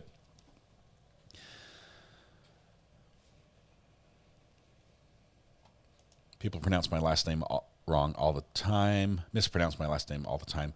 I just let it go unless they ask me if they pronounced it correctly. They call me Dwayne, and my name is not Dwayne. So I mean, I'm with y'all. I get the same thing. It happens to me as well. Oh my goodness, I got a prank call over the weekend. It was on Saturday. I was with my kids in the living room. We were like laying on the floor watching a TikTok video or something on my phone. They're all like huddled around because it was really funny. And I get a call, and it's like, Dwayne? And of course, I take the call because, you know, that's what I do. And so we're talking, and this guy, he's saying, you know, you've won, and he's messing the script up. It's the vacation, you know, this is the greatest vacations. You've won a vacation. He keeps messing it up, and he's like acknowledging. He's like, I forgot to tell you this part, and he's going back, and he's struggling with the reading, and I say, look, let's just cut to the chase. I'm really excited to take a vacation. What do you have for me? And he's like, okay, let me transfer you to my boss. Transfer me to the boss, and the guy gets on the phone, and it's like, I don't know. I would say it's Brian. Okay, Brian's on the phone, and I'm like, hey, Brian, what's up? And he's like, hey, man, you know, and we're bonding. Okay, we're like tight. And we're talking. And he's talking about all these different things. He's like, do you see yourself traveling? I'm like, yeah. I said, look, honestly, I'm just looking for a cruise right now, something that will take me near Hurricane Elaine or Hurricane Aaron. And he's like, no, they won't let you do that. I'm like, I'm not like trying to go in the storm. I just need a cruise that will take me nearby. It's on my bucket list. I'm a bit of a weather watcher myself.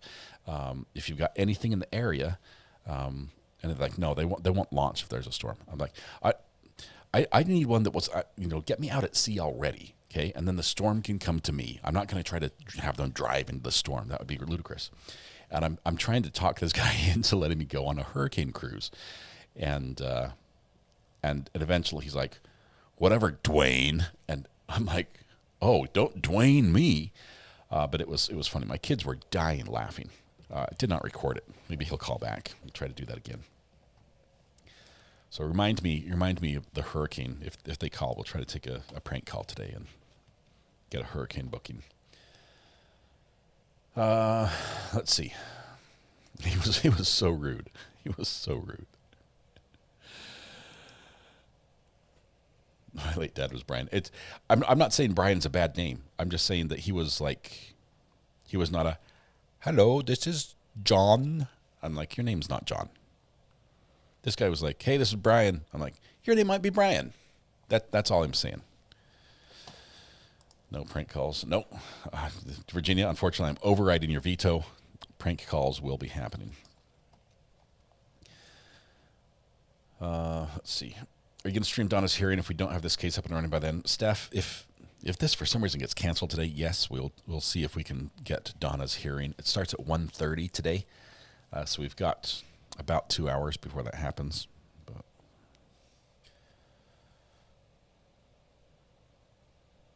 let's see.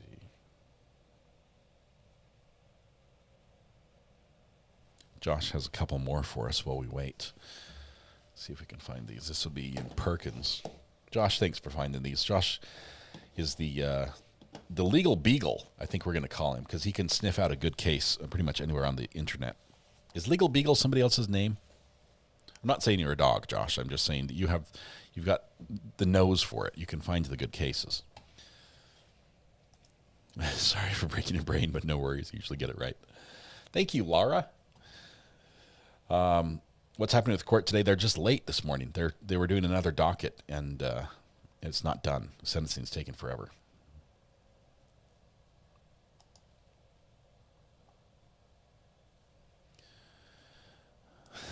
I nailed that one. The Regal Beagle. Josh, are you okay with being the legal beagle? I did see Wrigley Field in Chicago offering a pickle pizza. I think it's limited time. But what I'm most excited right now is I believe this week KFC is going to start selling its potato wedges. They're back. And I'm a sucker for potato wedges. So I'm going to find my way to get to a KFC. I can be whatever. I've been called worse, says Josh. I just don't want you to think that it's a bad thing in any way.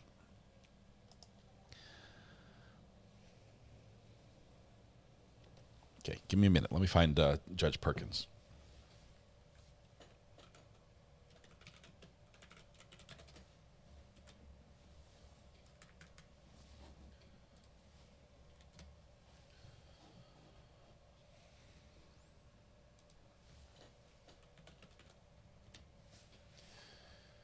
He is WCCR 434.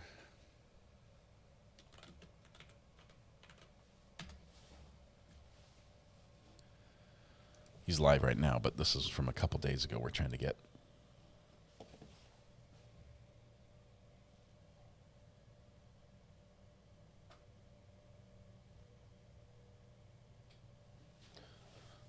Four days ago, 413. Here we go.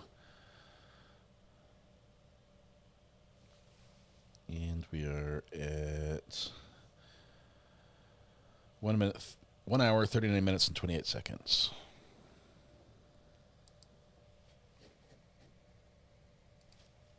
Okay, here we go. Shonda Oliver, case number wait a minute. This was an appointed case. Our attorney ever signed this Oliver. All right. Destiny, are you there? Paging Destiny. Is your device working now?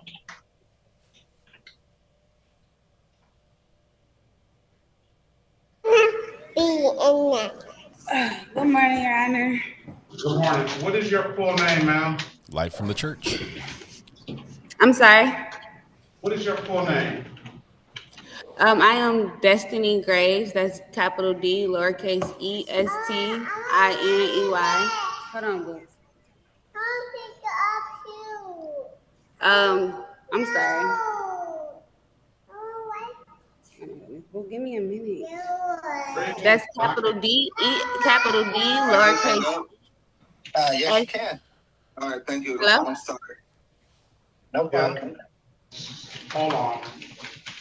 Somebody's talking. Hello? Hold on a second.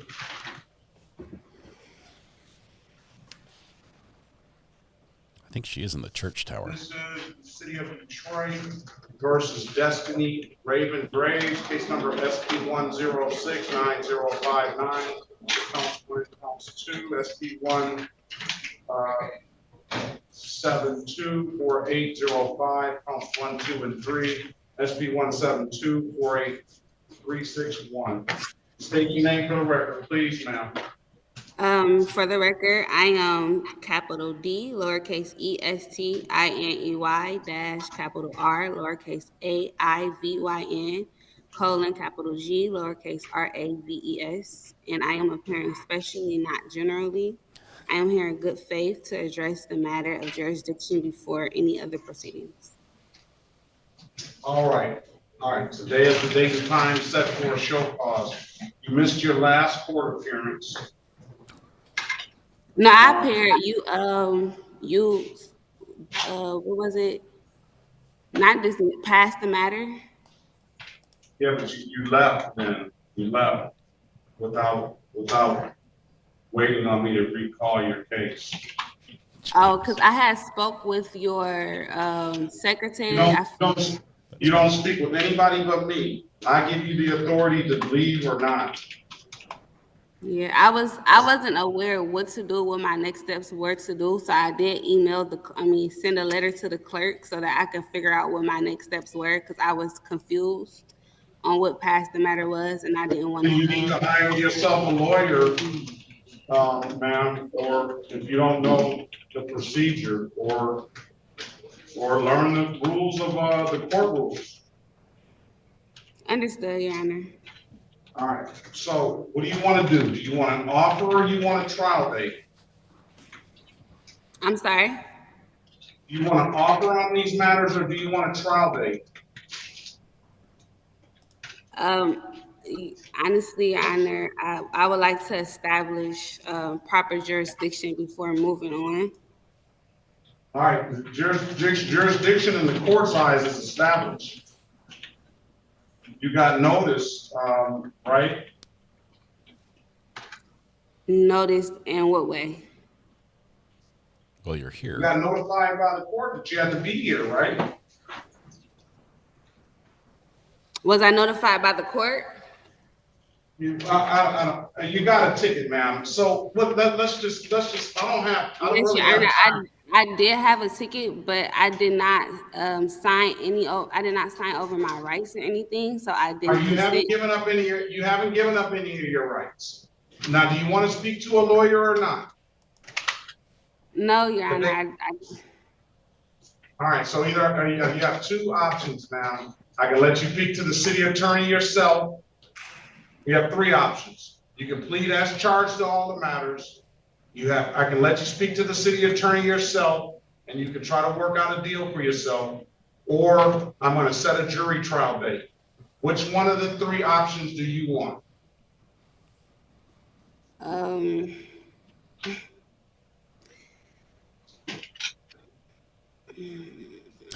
It's not in her script. She was struggling. What do I say here? You said I can take a plea, speak to an attorney, or set a jury trial date? You can take a plea you can plead as charged. You can speak with an attorney if you just said you didn't want to speak to the attorney.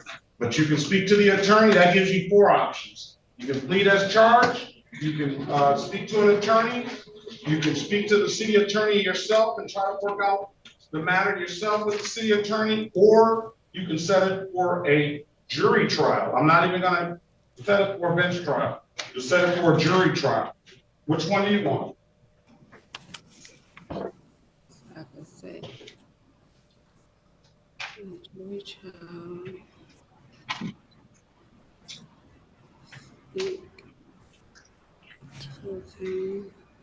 She's looking for a response to jury trial. All right, I'm gonna pass it unless you. I want to write it down.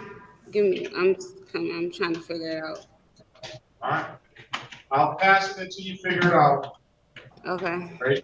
Raise your hand in the chat once you figure it out. Okay. Let's pass the matter. All right, let's go with Gervin Barnes. Let's go all the way up to while she figures it out. About an hour and a half later.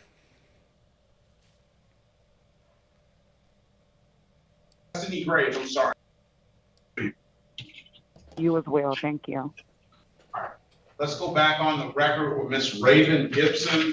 This guy tracked that Miss Destiny Raven Gibson. Miss Gibson, I'm giving you an opportunity to make your mind up which you wanted to do. What would you like to do? Thank you, Your Honor. It's not Gibson. No, Graves, I'm sorry. Destiny Graves, I'm sorry. All right, go ahead, ma'am. What do you want to do? I'm sorry? What do you want to do?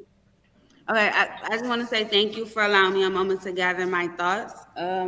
I am Destiny Graves, Destiny Raven Graves. That's capital D, lowercase ESTINEY, dash, capital R, lowercase AIVYN, colon, capital G, lowercase RAVES. I am appearing specially, not generally. I do not waive any of my rights. I am here to set a pretrial date under protest and to preserve my challenge to jurisdiction and proper identification. I respectfully ask that my objections remain on the record and that my appearance today not be interpreted as a waiver of those rights. I am ready to proceed with pretrial while maintaining these protections. Thank you, Your Honor. All right, so I gave you 4 options. Which other options did you want to take? That's what I gave you time to figure out. You said all that other stuff, that your objection is noted on the record. So you said all that other stuff. Right, I said that I will do a pretrial. I will set a pretrial date. No, today is the date and time set for pretrial. No. You're gonna either set it for trial. You're either gonna, I'm giving you, here are the options. We're gonna treat today like a pretrial date. On a pretrial date, that's the date where you go and speak with the city attorney and try to work out a deal. Obviously, it's obvious that you are not interested in working out a deal because you probably just want all the cases dismissed because you feel that you have the legal authority to drive or to ride on a cell phone and move around the city. You don't feel these allegations apply to you. So no, Your Honor, it's not that I feel that they don't apply to me. Wait a minute. Either you're going to get a deal with the city attorney today. They're going to do this one more time. You're going to get a deal with the city attorney today. You're going to speak to an attorney in the breakout room so they can secure a deal for you. You're going to set a jury trial, or you're going to plead guilty to everything. Those are your 4 options. Which one do you want? Your Honor, unfortunately, I do not consent to move forward without showing proper jurisdiction over my living person. All right, give me a jury trial date, please. I'm sorry? I'm gonna set a jury trial date now. And you're gonna be in person. You're gonna have to come in person for this next court hearing. And what date would this be? As can I also say that I also would like to add that I would like for my rights to be preserved under the process. Your rights are going to be preserved. You haven't taken a plea at all today or not. Okay. Somebody's telling her what to say. That's the real crime. Excuse me, Your Honor, are you going to appoint standby counsel for a jury trial? I don't think that is even necessary. I don't know. Do you want me to appoint you to this, Ms. Soroki? No, thank you. I don't do the assigned jury trials. Oh, I got to go through the MDIC anyway. September the 16th. September the 16th. September the 16th is going to be the jury trial date. That's going to be in person on September the 16th, okay? September 16th in person, what time? At, we'll just say 8:30. Then I'm going to set 2 other dates. I'm going to set I'm going to set a motion here. I don't think that's necessary, but I'll set it anyway. Motion hearing date. Oh, no, I'll just set a final pretrial date. Final pretrial date will be the day before on September the 15th. So okay, you said say it again, a trial. I'm gonna give it to you all. And so final pretrial date. Write this down, ma'am. Final pretrial date is going to be September 15th. You do not have to appear in person. You can come online then. But I do want all parties to appear. Ms. Snyder, are you there? Alexa Schneider for the people, P80322. I'm here. Is this Destiny Graves? Yes. Okay, thank you. Oh, we've heard about her. So make sure if your officers choose to, if they don't, we'll dismiss the case on the final pretrial date. Ms. Graves, all parties are going to appear on final pretrial date. And then we'll set a jury trial on September the 16th, 2025. Do I need to appoint Do you want me to appoint an attorney to you to stand by and assist you on this, ma'am? Sure, but I don't think it's needed. But we can we'll proceed with that if you like. They don't want to do that. I don't know. Do you have a number that she can be contacted at? Yes. What's the number? 313-413.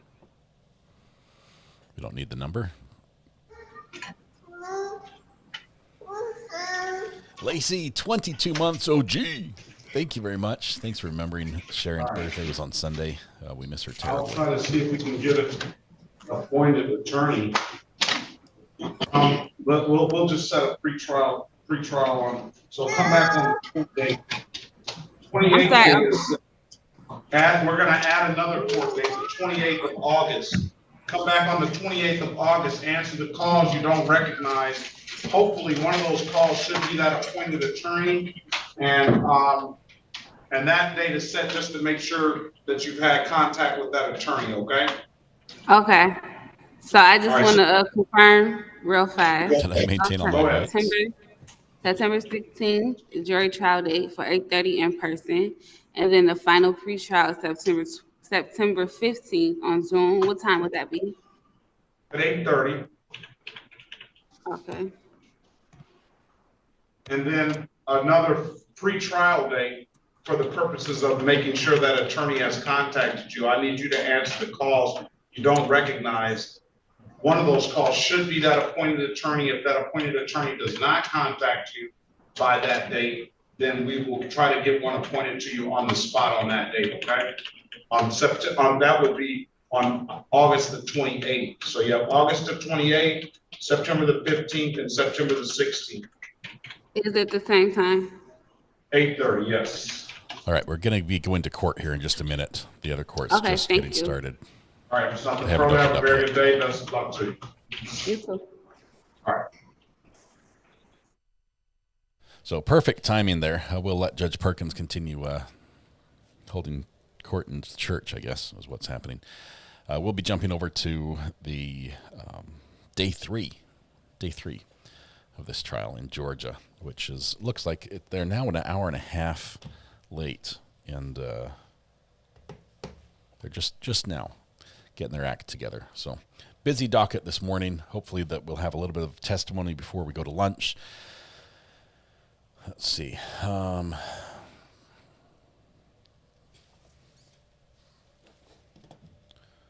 Give Judge Perkins a break here. Hey, bud, how you doing? Nice. Do you need help fixing them?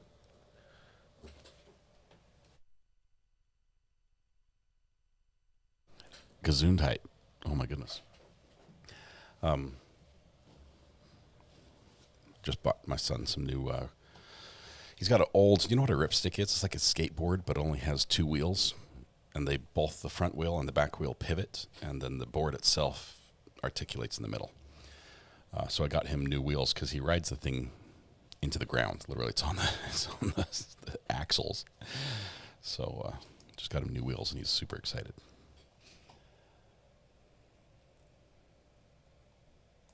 To be a soft sit in the church. I wonder if there was, I don't know, maybe there was free Wi-Fi. I think that's probably what it was. It was a good signal, which you've got to give them credit for. If you don't have internet access, finding a place where you can connect, that's awesome. It's not the best for audio. What exactly do we count in Wolfenbarger trial? Well, whatever we count, we have 14 of them.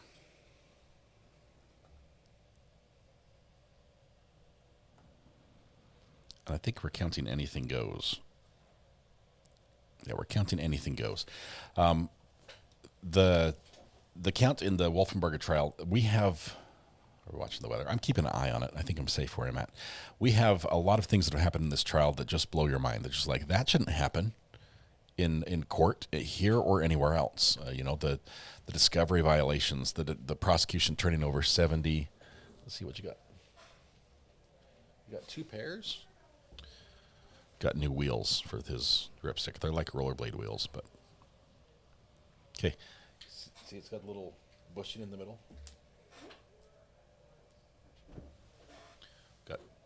2 pairs, 2 ripsticks. Okay, if you guys go find the Allen wrench that you need, you guys can change them out.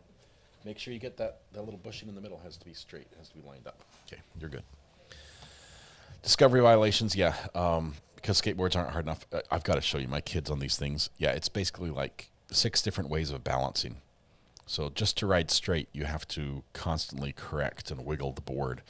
To turn, you have to pivot 1 foot forward, lean like toes on one, heels on the other. Let's see if we can jump to court here really quickly. I think we got sound. Wait for it. Yeah, we're coming in. Can I ripstick? A tiny bit in a safe environment with a helmet is the only place I do it. They're so good that they can flip a Yui in on the sidewalk, like in the width of a sidewalk. They're really good at it.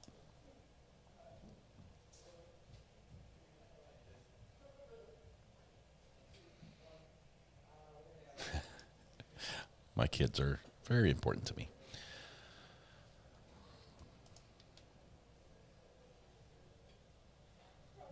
Okay, waiting for an audio feed.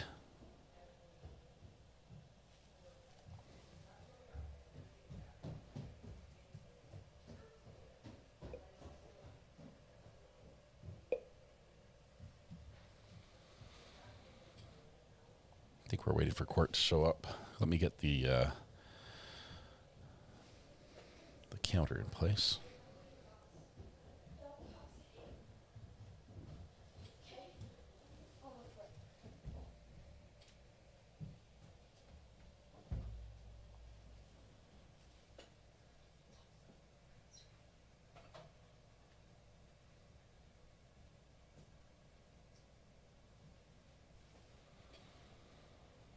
Still waiting for audio.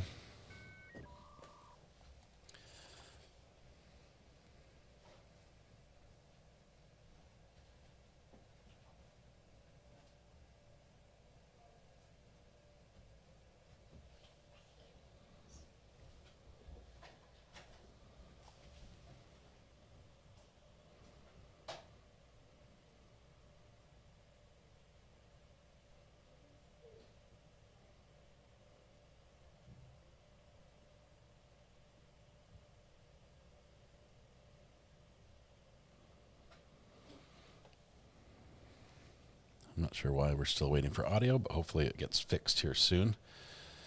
Riveting testimony. Yes, we're all waiting for. Listen, there we go. Let's get some audio. And Ms. Patton. Both ears. I want to reorient you back to your testimony last week on Friday. Your testimony regarding your daughters, Tina and Melissa. What was the birth date, Melissa Wolfenbarger? September 9th, 1977. Okay. And what about Tina Patton? March 28th, 1970. Okay. And how long were you married to Carl Patton? 56 years, 6 months, and 8 days. Did you continue to be married to Carl Patton after he provided the testimony against him? Yes, I was. Okay. And is he still living? Is he still alive, Carl Patton? No, he passed away. When did he pass away? December 16th, 2024. And what was his age? He was 75. And where was Carl Patton raised as a child? Originally College Park and then Ellenwood. Are you familiar with whether or not Carl Patton ever lived in Fulton County? No. College Park was all I ever knew about. Is that Fulton County? That's fine. Thank you. Mr. Fossett, forgive me for interrupting, but as promised, going to stop for just a moment and let my court reporter and any lawyers that need to get attached to the Zoom. Ding dong.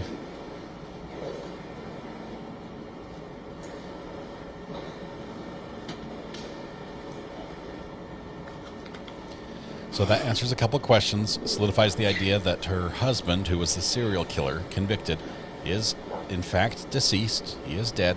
Carl Patton is dead. She did not serve time. She testified against him. She got immunity for her part in those crimes that he committed. But she is now testifying for the state against the husband of her daughter. The husband of her daughter has been charged with her daughter's murder. Looks like the podium's not cooperating. That didn't need to be on the record.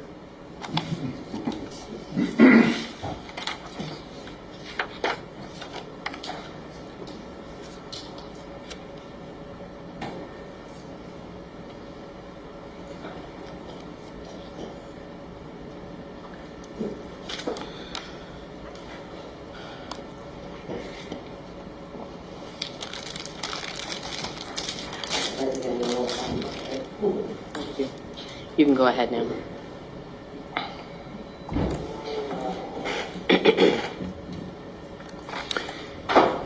Mrs. R.A. made fresh bread.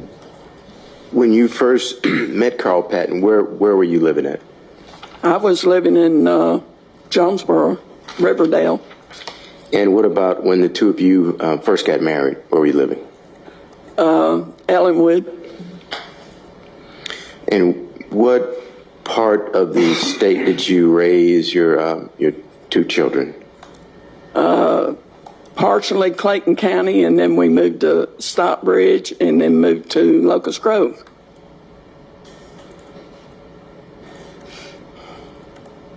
Did you ever visit Atlanta, the area of Atlanta when your daughters were growing up? No, not really.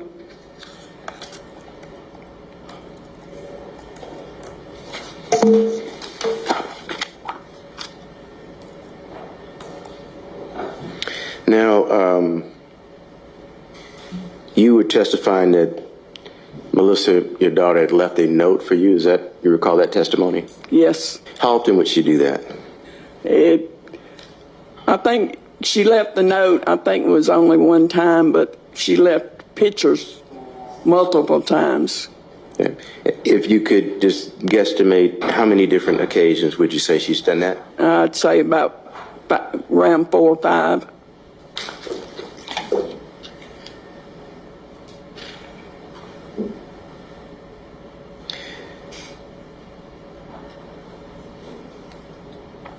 Did you and Melissa ever talk on the telephone? Yes. How often did you do that? More frequent than when she would come. She would always call on the holidays or special days. And besides just holidays in particular, would you talk just random phone calls with your daughter Melissa? Would that happen as well? Yes. So if we're looking at, say, any given month, how many times would you say if you could think back to that time, how many times during a given month would you say you talked to Melissa? At least once.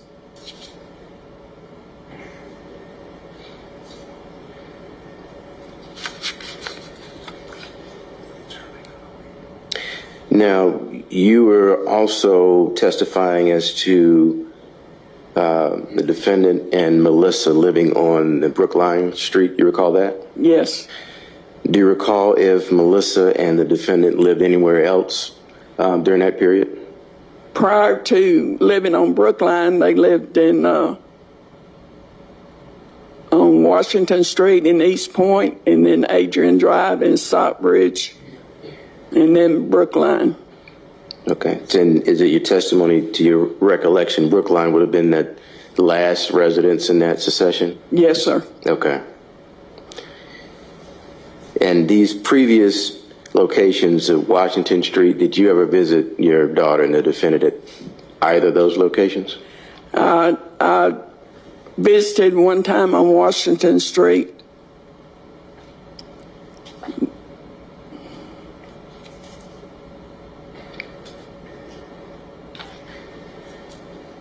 And you were testifying to a court date in July.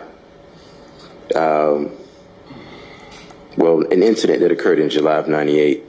Do you recall picking your daughter up from a location during that period? When we went to court, the week before she went to court on that, me and her dad went and picked her up on Brookline Street, and then she come and stayed with us until she went to court. Okay. Your Honor, I'm going to object. All this has been asked and answered. I do recall this testimony, but I'm assuming that Mr. Fawcett is simply reorienting us, and I think that's fair for him to do briefly. Thank you, Judge. When you arrived at that location, were her children present? No, okay. They were not. Was there anyone else present besides Melissa at the residence when you picked her up? Not that I recall. And then was that when your testimony is that yourself and Carl Patton took her to the courthouse? Is that your testimony? I took her to the courthouse. Her dad didn't go with us. It was just me and Melissa.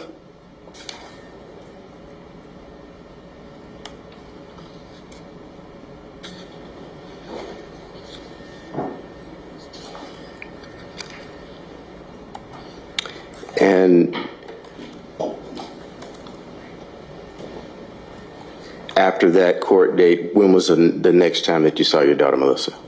The next time I saw her was when I went to see her when she was in the DeKalb County Jail for violation of probation.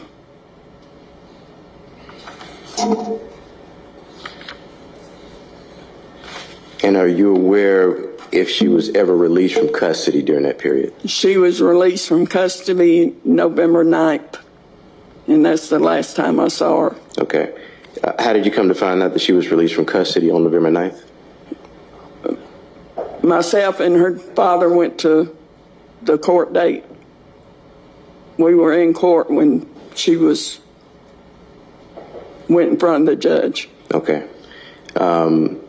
Do you know if on that date your daughter was able to provide, Melissa was able to provide the court with any specific information about her health at that time?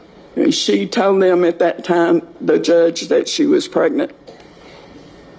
Were you present in court at the time that she informed the judge of this? Yes. And was that the first time that you had heard Melissa discuss that? Yes. Okay. And after that statement in court that she was pregnant, do you see Melissa again after that? No, I did not.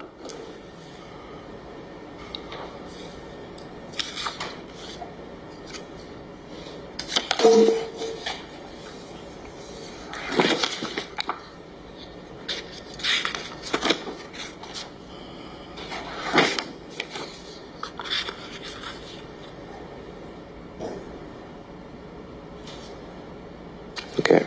Now, at any point, have you participated in any interviews for, say, podcasts in particular related to this homicide? Yes, I have. All right. As what is the most recent memory you have of a podcast that you might have participated in?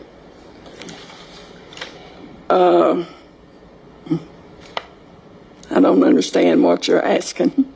How recent have you done that?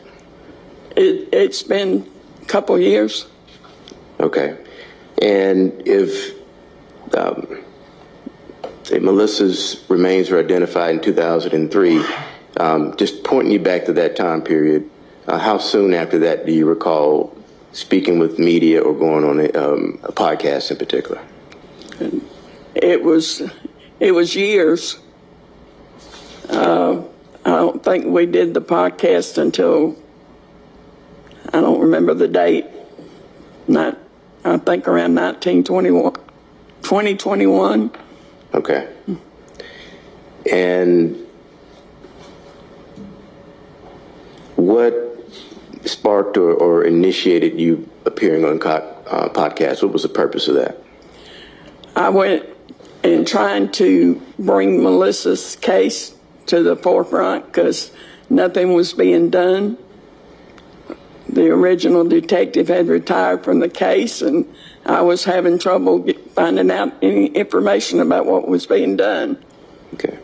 Now, did you go on, say, one interview or podcast, or did you do multiple during that period? We did, I think, total of 3 podcasts. Okay.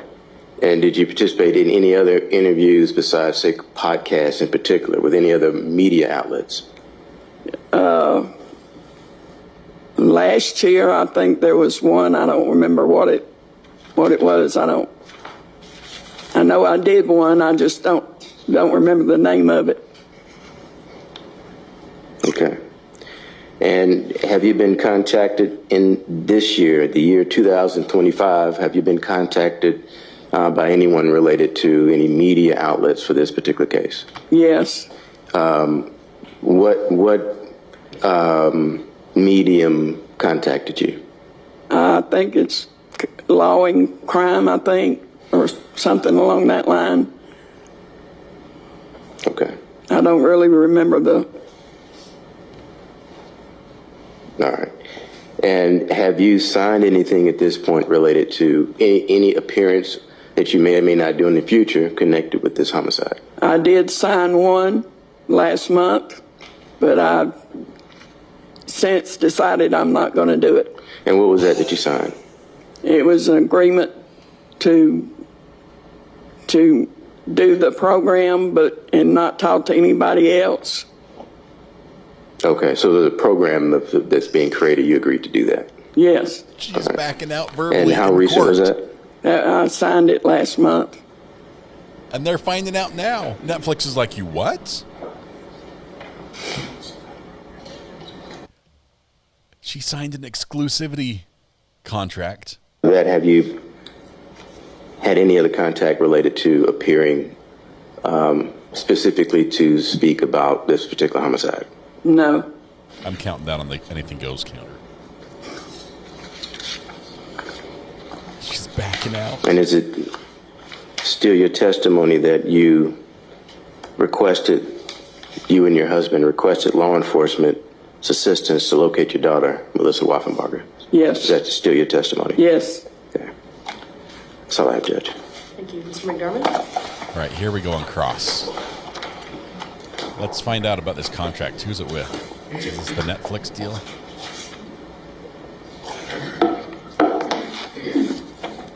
Some producer just had a heart attack when they found out. As they're recording this footage was going to be used for it.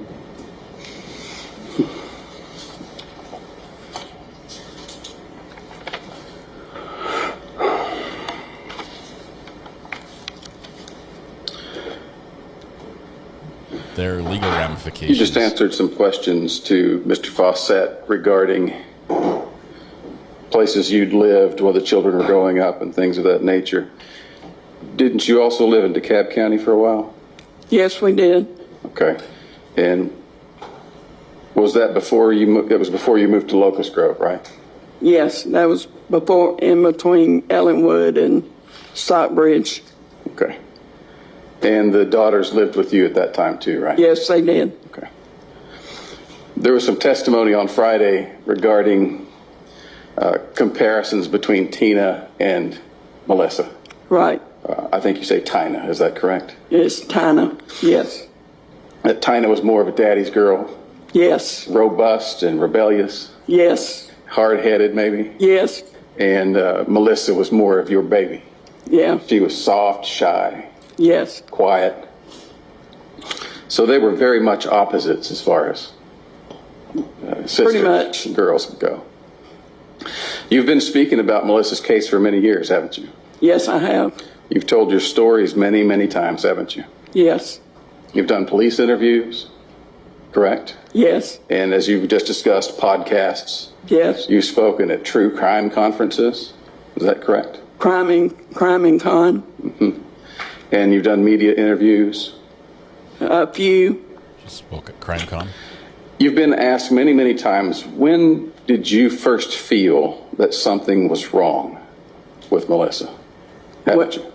When she didn't call or come to see me on Christmas Day, 1998.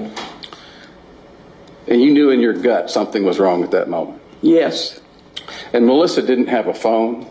No, sir. She didn't have a landline? No, sir. Any way to contact her? Right. So when you got worried enough, all you could do was drive up and check on her? Right. So you did go drive up and check on her? We did, but not until after my birthday. And Carl went with you, right? Yes. And you just testified that Carl had grown up in College Park. Right. And that's kind of down near the airport, right? Right. And also in East Point, is that right? I'm not sure about East Point. Didn't his grandfather have a house on Main Street in College Park? I do not know. But he knew the area in general, didn't he? I would assume so. When Melissa didn't call you on your birthday, as you said, you and Carl drove up to Brookline Street to their house, didn't you? Yes, we did. And you and Carl went together. You found their house empty. Is that correct? That's correct. And you talked to the neighbors? Carl talked to the neighbors. Carl talked to the neighbors. And when I say you in that context, I mean you and Carl collectively. And you and Carl apparently learned from those people at the same time that Chris had moved out around Christmas. Yes, sir. And that he had worked at Action Glass around the corner. Yes, sir. On Avon Avenue. Yes. Do you remember talking to Detective Shepard in 2021? Yes, sir. As part of getting the investigation of this case re-going again? Yes. And do you remember telling Detective Shepard at that time that it wasn't until late 1999 or early 2000 until you went up there?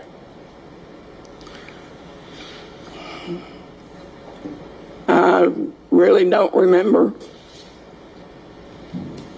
If I were to show you a transcript of that interview, would it refresh your memory? Possibly.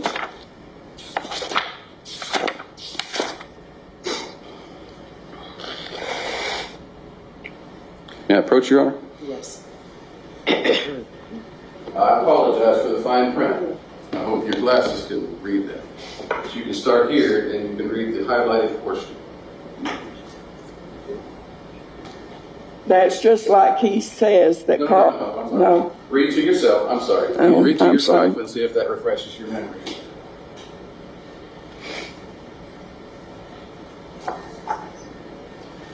Her husband, Carl, who is now deceased, was the Flint River murderer. And she testified against him, got him locked up. But she got immunity for her role in those murders, which I believe she helped clean up. Refresh your memory of talking with Detective Shepard? Yes, sir. And you told Shepard at that time that you didn't know where Christopher worked until 1999 or early 2000, correct? Correct. And every time you went up there looking, you got told Chris worked somewhere else. Right.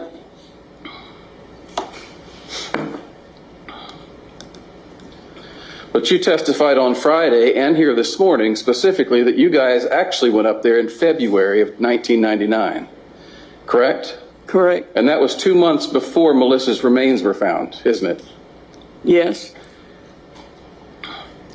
Do you remember appearing or speaking or giving an interview for Cheryl McCollum's podcasts? Yes. And do you remember on one of those podcasts you said that you'd never even, when you heard the news story of a human head discovered on Avon Avenue, you'd never even heard of Avon Avenue and didn't know where Christopher worked? I did not know the name of the road that Action Glass was on. I only knew Action Glass. I did not associate Avon Avenue with that because to my recollection, as I traveled around 285, there was an Avon Avenue off 285. So that's where I thought Avon Avenue was. I see. I did not make the connection to Avon Avenue and Action Glass until 2003 when Calhoun took me to the location. Okay. That's when I connected the two places. And you're testifying that you believe there's an Avon Avenue exit on 285. There used to be I don't know that it was Avon exit, but Avon was listed at an exit. Okay. Do you remember doing a podcast with Ms. McCollum and Karen Greer called CSI Atlanta? Yes, sir.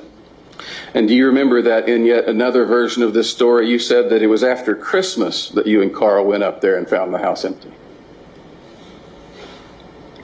I don't recall that. Okay.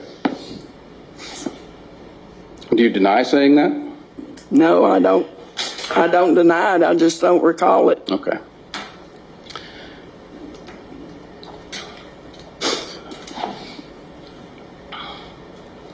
Do you recall being interviewed by Detective Calhoun in 2003, which I understand is a long time ago? Yes. I can't remember where I parked sometime on the same day. So you told him that when you got worried after your birthday, you went to Christopher's mother's house. I did not go. When I went to Kathy's house, I caught her coming out. I don't remember the exact date or even what month it was, but I was riding by her house, saw her getting out of the car, and I pulled in there and asked her where Melissa was. Okay. And that was after she had been identified or before? Obviously it was before. This was back 1999. Okay. When she was missing. In all your interviews, however, you've been very consistent and made it very clear that on one thing, and that is that you despised Christopher from the very first time you saw him. Is that correct? Yeah, pretty much. You said that you didn't like the way his eyes looked. Right. You've said in podcasts that you just saw meanness in his eyes. As my mother would say, that's... The very first time you met him, and he would have been about, what, 15 years old? Somewhere around there. Maybe even a little bit younger? Older, maybe. Maybe a little older? Because I believe he was driving at that point. When he first started dating Melissa, you had him arrested at your house many times, didn't you? I did. Reported him as trespassing. Yes. How many times would you say? 8? 10? I don't know. You did everything. Make a guess. I'm sorry. I wouldn't make a guess. Okay. You did everything you could to prevent them from dating, though, didn't you? Yes, I did. You moved her to a separate location for a while, didn't you? Yes, I did. You isolated her. You tried to prevent her from leaving your house. This is good defense work. This is reasonable doubt. Correct. You tried to make her take birth control. I did make her take birth control. I thought I was making her take. As you testified on Friday, she was pretending to take it and not taking it. Right. You remember telling Detective Calhoun in 2003 that the reason the birth control didn't work was because you brought her back out of hiding too soon before it had time to take effect. Yes. Okay. But you testified on Friday that what actually was going on, as we just discussed, was that she was pretending to take it but not really taking it. Right.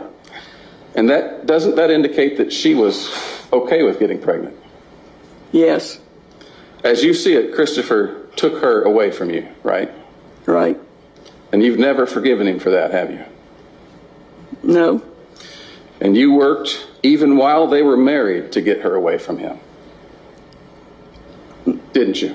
No. How did I do that? Your daughter Tina also joined you in trying to get her away from Chris while they were married. I don't know how to answer that. I didn't do anything. Well, if you say I don't know. If you don't know, you don't know, right? That's fine. When was the first time you remember Melissa running away from home? Now, I'm not asking you why she ran away. I'm just remembering, when was the first time you remember her running away from home? When she met Chris. And you always reported her as a runaway, correct? I did. And Carl always spanked her when she came home from running away, didn't he? Yes, he did. Do you recall an episode where Melissa found a dead baby in the clothes hamper in your house? Yes. Wasn't your daughter, Tina, prosecuted for that? Yes, she was. I'm going to object. Grounds of relevance. So that second question, I'm going to sustain your objection. But the first question is overruled. Let's unring that bell because the jury's like, sure. Wasn't it Melissa that found that baby? Yes. And was that around 1992? 1991. 91. And Melissa would have been 14 years old at that time, right? Right. Okay.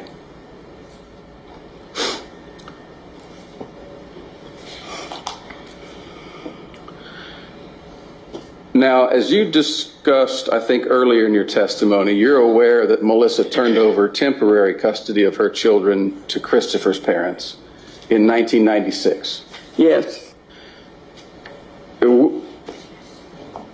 Mr. Fawcett, and you presented us with a letter on Friday that Melissa, you say, wrote to you before that. Yes.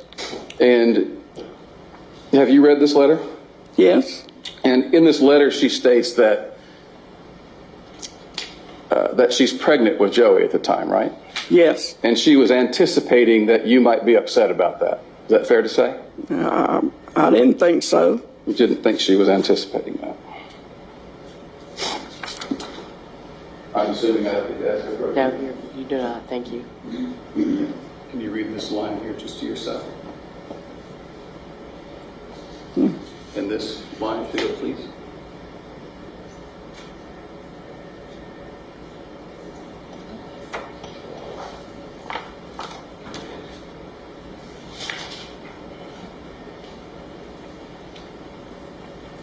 Was Melissa anticipating you being angry with her for being pregnant again? Yes, she was.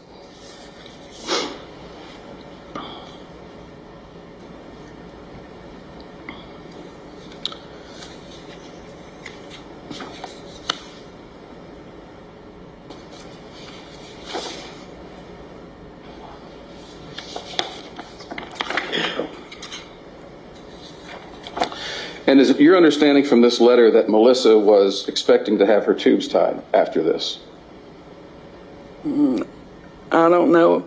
I don't recall seeing that in that letter. Okay, let's try it. Sorry. This is wild. I'm sorry, read the underlying portions here. I'm sorry for the difficulty. It's in there, but that's not something we discussed. So did Melissa write to you saying that this was her last child and she expected to have her tubes tied afterwards? Yes. Okay. So when Melissa told a judge in October, November, I guess it was November of 1998, that she was pregnant, did you believe she was pregnant at the time? I did not know. Did she look pregnant at the time? I don't think so. Okay. And would telling a judge that you're pregnant be something someone in her position might have done to try to get leniency from the judge? Speculation. Don't answer that and sustain. Okay.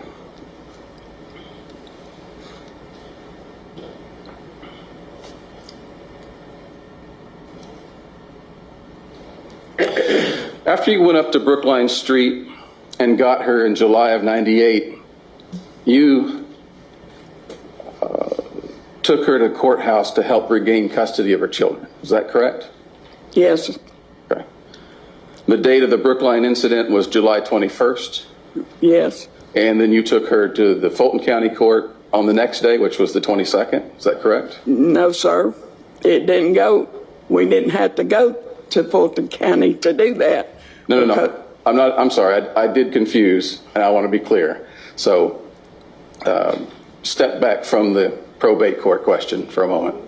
But after the incident on Brookline Street, didn't you take her to the Fulton County Court to file a report, to file for a TPO? No, sir. Okay.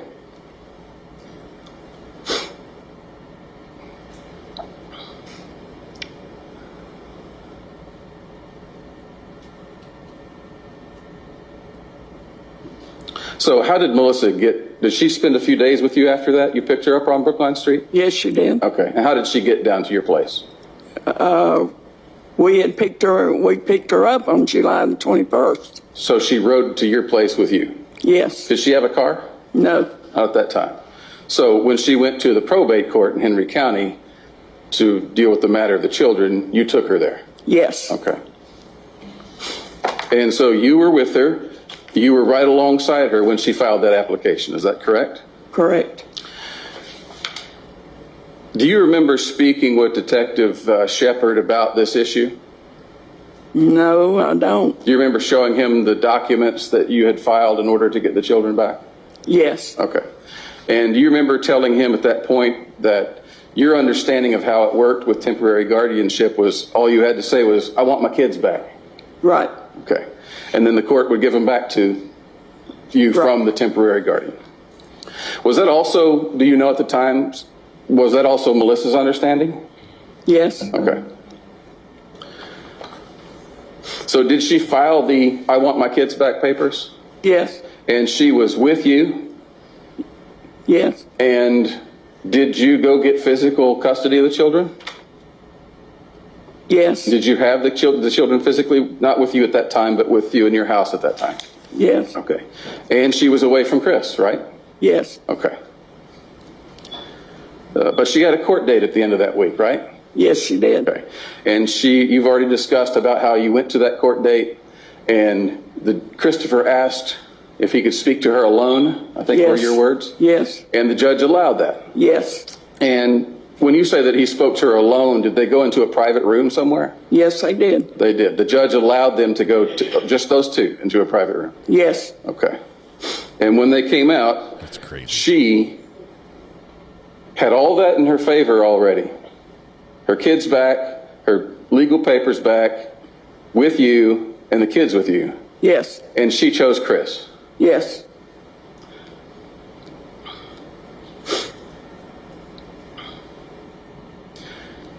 And that was on July 29th, 1998. Yes. And after that, sometime after that, didn't she and Chris turn over permanent custody to Christopher's parents? Yes. Okay. You remember what date that was? July 29th. The exact same day? Yes. So they drove from Fulton County Court straight to Henry County Court? Yes. And made that permanent? Yes. Okay. You stated that when you saw Melissa in the summer of 1998, she was wearing long sleeves and blue jeans. Yes. And it was in the middle of July. Yes. And you stated you didn't observe any bruises at that time because she had long sleeves and blue jeans on. Right. In fact, when you talked to Detective Calhoun originally in 2003, you never even mentioned anything about scrapes or bruises at all, did you? I don't believe I did. You never mentioned anything about her being drug on the sidewalk, did you? I don't recall.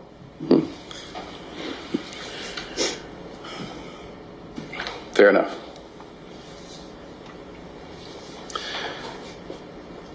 And you've testified here that Melissa was in fact rearrested in October of 1998. Is that correct? It was before October 98. She was in DeKalb County Jail in September of 1998 on her birthday. In September? Yes. Try other words. It might be on She our did banned not list. go to court until November. Try another word. It might be on the banned list. It's not something we're manually deleting. Okay. Do you remember why she had been arrested?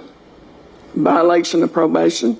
And do you remember how she had violated her probation? To my understanding, she left Chris again after July, that she left him again in August.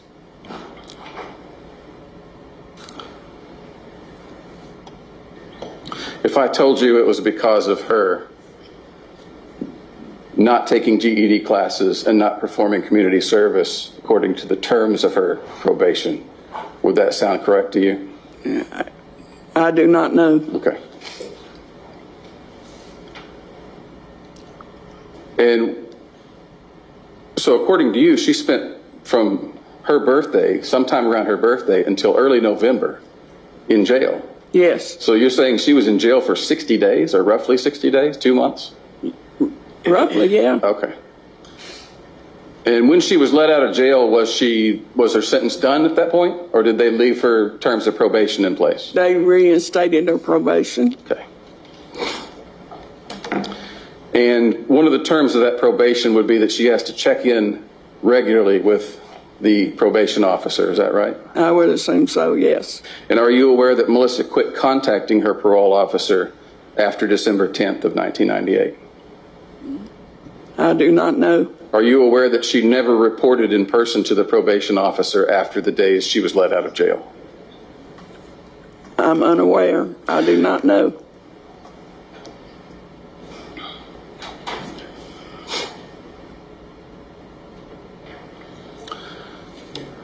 Now, you've mentioned that your husband, Carl Patton, eventually confessed to murdering 5 people. Is that correct? Yes. And for one of his victims... Can I get a drink of water? Can we get some... Yes. Thank you. You trust me, Donna? Could you open it for me? Understood. Thank you. Thank you, Ms. Hilton. Thank you, Mr. Wolfenbarger. Mr. McDermott. Thank you. You're welcome. For one of Carl's victims, did he try to approach? Sure. Is that Deer Park water? What brand is that? A couple of you are having some trouble with YouTube chat. I think YouTube's having some hang-ups. We do have some words that we don't like being used in chat. Most of them have to do with saying something mean to somebody, like something you wouldn't want someone to say to your mom or your dad or your daughter or your son or you. So if whatever it is in there, just don't use that word. We don't publish the list of banned words because as soon as we do, then people will try to find a way around it. We don't like people trying to find a way around it. That defeats the purpose, so that might get you a timeout. So try not to do that. Just for the record, I'm fine with the word murder. I use it. I put it in the thumbnails. I put it on the titles. It is what it is. We're cool with this, but obviously there are some words that we use in moderation. That's one of them. If it says murder like a million times in chat, YouTube's going to be they're going to flag this as not for most viewers. So just be cautious that way. Know that it does have an effect on the channel. All right, the name calling is a flag for comments for short. Yeah, if you're calling somebody a name, even if it's like jerk, jerk face, nimwit, dimwit, something like that, it's probably on the list. Let's just not do that. We're above that. Okay, we can say, I haven't been impressed with this testimony so far, or something like that. Just let's keep it kind. Just realize there are family members of virtually everybody. We've had family members from everyone from the judge all the way through the defense and the witnesses in our chat watching. And just be aware that, and be kind. Yeah, poo-poo head, I haven't put on a list yet, but I will add that now. Thank you, Drama Llama Mama. Appreciate that.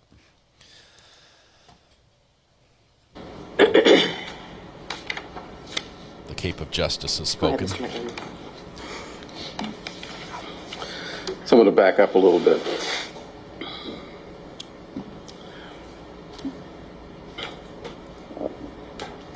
Just generally speaking, were you involved with some of Mr. Patton's murders? I helped him dispose of the bodies. Okay. So you were involved? Yes. Okay. And did you, for some of the murders, you were not involved, is that correct? That's correct. But you overheard Carl making plans for them?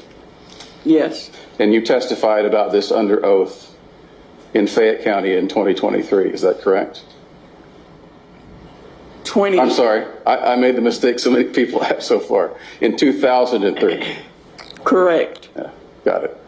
So, and you testified at some length about the details that you knew of his murders. I answered all the questions that they asked, yes.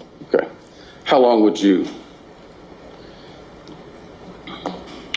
Actually, let's do that. Just a moment, Your Honor. Sure. She's testifying about agreeing to helping hide the bodies, and they're joking about, haha, you said 2023 instead of 2003. Wow. She helped him dispose of the bodies. Her husband is a serial killer. She knew about it. Yes. Do you recognize this photograph? Yes, And you could say who that is? that is me. Yeah, well, you don't have to say it yet. I'm just asking. No. And can Yes. you say, do you know, you will be able to say what the occasion was for that? Yes. All right. And who was it in that photograph? It was me. And when was that? In Fayette County when I testified against Carl. Your Honor, I request to move this into evidence. Does it have an exhibit number? Defense 6, please. Defense 6, Mr. Fussett? No objection. Okay, defense 6 is admitted. Go ahead. Published to the jury? Sure. Let's see if we can see this one as well. How long would you say that you testified on that day? I don't recall the length of time. 15 minutes, 20 minutes, 30 minutes? Probably 15. Okay. So you were aware of several of the details of Carl Patton's murders? Yes. And for one of those murders, did he try to stage the crime scene to look like an accident? Yes. And did he have an accomplice who was his high school best friend? Yes. And did Carl at some point suspect that his accomplice was telling people about the murder? Yes.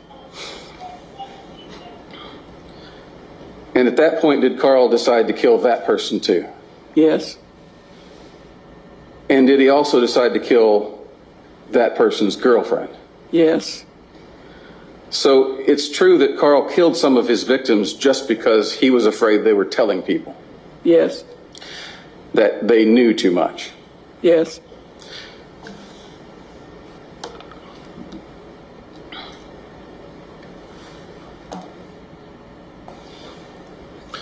For some of his murders, was it true that Carl wrapped up the bodies in bags? I do not know.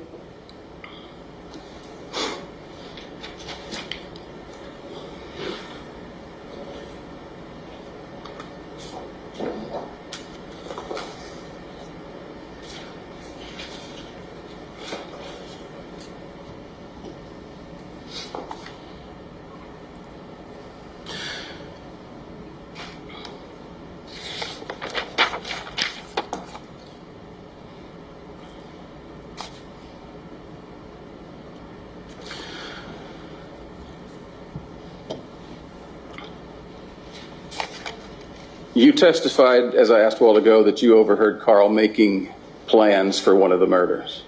Yes. Did those plans involve him killing people for money?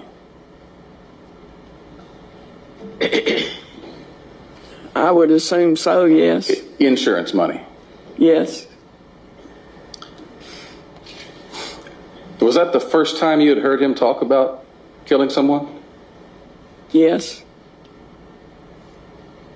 And what did you think at that moment? Did you think, I should get out of this house? No. Did you think that was a red flag about your husband?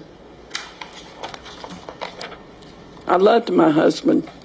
And you didn't go directly to the police when you overheard your husband discussing murdering somebody? No, I did not.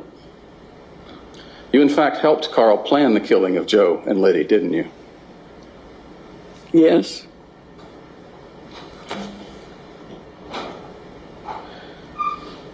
Oh, my goodness. And after he killed them, where did he kill them at? In our living room. And were any of your daughters home when this happened? No. Sorry. That wasn't open. Nope, that was me clearing my throat. I apologize. Didn't you testify in 2003 that Melissa was in her room? I don't recall. Was anyone else in the house at the time? Yes. Who was that? His father. Carl's father? Yes. And was he awake? I don't know. Didn't you previously testify that he was passed out drunk on the couch? Probably. Yeah. Was that a habit of his? Yes. Was he an alcoholic? Yes. Okay. And did you help Carl dispose of those bodies that you killed in your house? Yes. And just briefly, I'm not going to go into a lot of detail, but how did you do that? I don't understand how to answer that question. How were those bodies disposed of? They were in sleeping bags, and we took them to where they were thrown into the water. So you drove one of them to the Flint River, correct? Yes. And how far was that from your house at the time? I don't know, probably 25 miles. Okay. And you took the other one to the Ocmulgee River, is that correct? Correct. And how far was that from your house? I don't recall. I don't know. And if you had this much involvement with your husband, why weren't you prosecuted also? I was given immunity for my testimony against him. Okay. And you, in fact, asked for immunity, didn't you?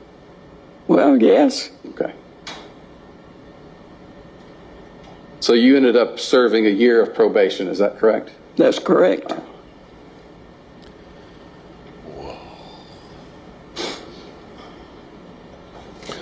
Carl was especially upset with Liddy, wasn't he? Yes. As he saw it, it was her loose tongue that caused him to have to kill his best friend. Yes. And did he cut the midsection out of her pants? I have no idea. After he killed her? I have no idea. Okay. Were all of Carl's victims and your victims, were they either close friends or family members?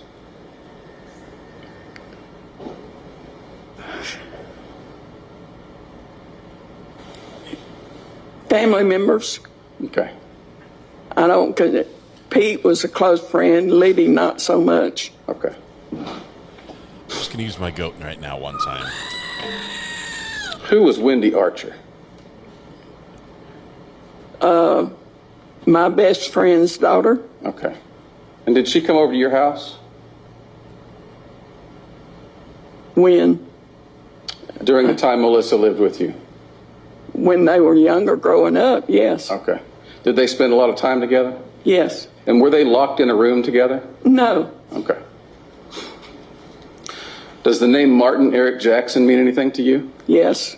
Who was Martin? He was, his mother was common law wife to Fred. And who was Fred? Fred was Carl's uncle. Okay. Was he one of Carl's victims also? Yes. Was Mr. Wyatt a drug dealer? Yes. Okay.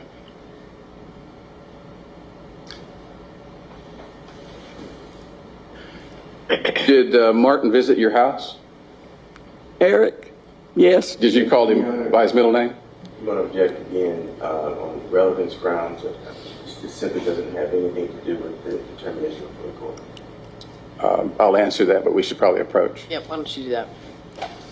Mr. Fawcett? The judge says, hang on one second while I use my screaming goat. Okay, now you may approach. Oh, my goodness. Some of you are like, yeah, we knew all this already. I intentionally did not research this case at all. I knew the family had some skeletons in the closet, but whoa. A year of probation? She helped plan, carry out, and clean up 2 murders in her home, even driving as much as 25 miles to dispose of a body. And a year of probation. I can see why some sort of TV, made-for-TV production company would want to sign her to an exclusivity deal to lock down her story for a movie after this trial. Apparently, she revealed this morning, if you missed it, that she has signed a contract with a company a month ago to do just that, an exclusivity contract to provide content for their production. But she announced on the stand today that she's decided not to do that anymore.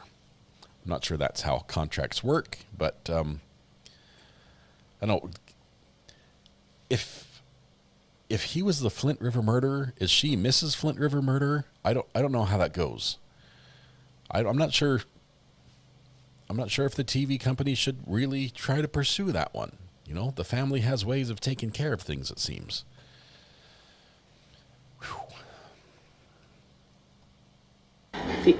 The objection's going to be overruled. Mr. McDermott, if you want to rephrase your question, please. First of all, was it my understanding that you referred to him as Eric? Right. Okay. And was Eric someone who was frequently visited your house? On several occasions, yes. Was he friends with Carl?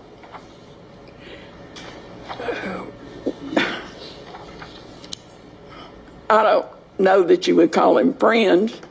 He was Fred Wyatt's stepson. Okay. Through common law marriage. Okay.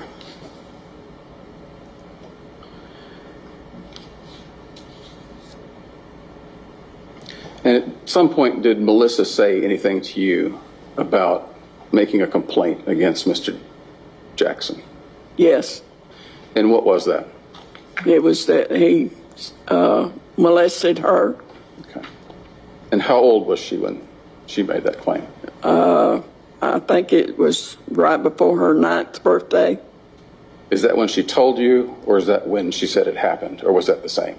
It was when we found out. That's when she told us. Okay. And did you go to the police with that? Yes. And was Mr. Jackson indicted for that? No, he was not. And, okay. So there was no prosecution for that? Right. She served time on probation. Wasn't Mr. Jackson also the son of Richard Russell Jackson? Yes. And who was Richard Russell Jackson? He was a friend of Fred. And was he also one of Carl Patton's victims? Yes.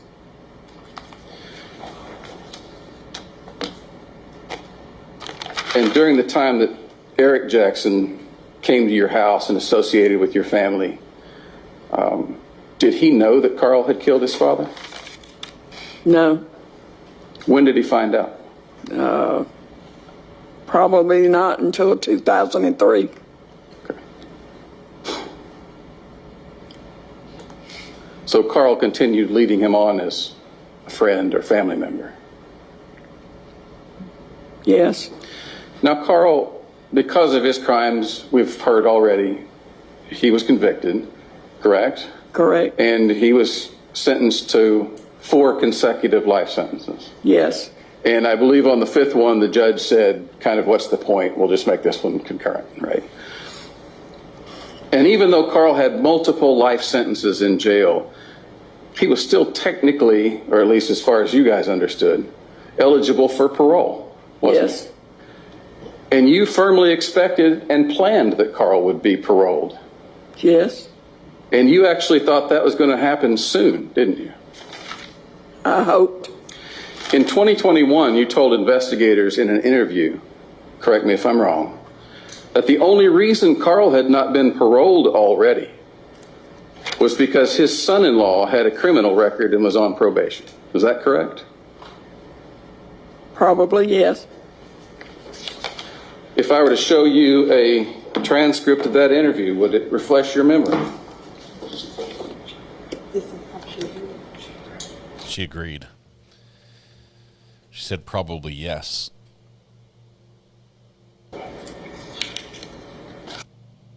You don't need to refresh her recollection that she agrees to.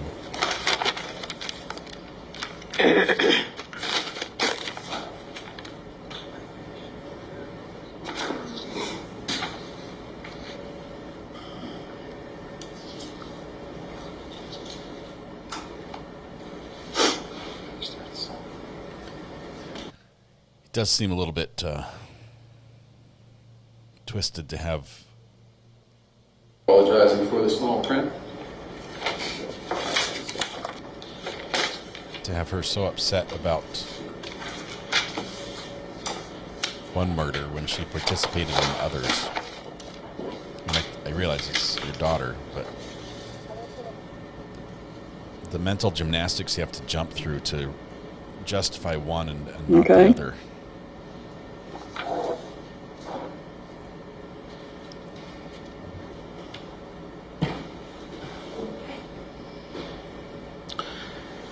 So you told Shepard in that interview that you believed as soon as Christopher got put in jail, you think Carl would get to come back home to you, correct? That's what I'd hoped, yes. But that's also what you told him. Yes. Right. And you worked tirelessly for years trying to get Christopher arrested, didn't you? Yes. You've done podcasts. Yes. You've done crime conventions. Yes. And you've repeated these sentiments about parole on Cheryl McCollum's podcast, haven't you? Yes.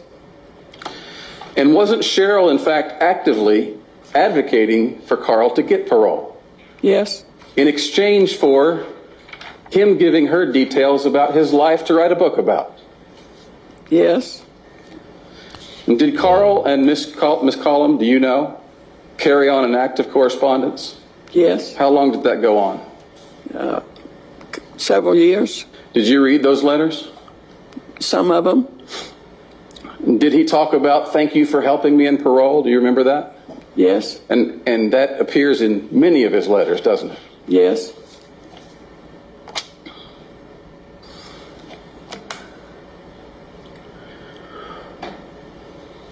If you knew something was wrong with Melissa at Christmas, why did you wait almost 60 days before you went up to check on her? Because I had to convince her daddy that something was wrong. Do you drive? Yes. Do you have a car at the time? Yes. Why didn't you go by yourself? Because I didn't want to go to Atlanta by myself.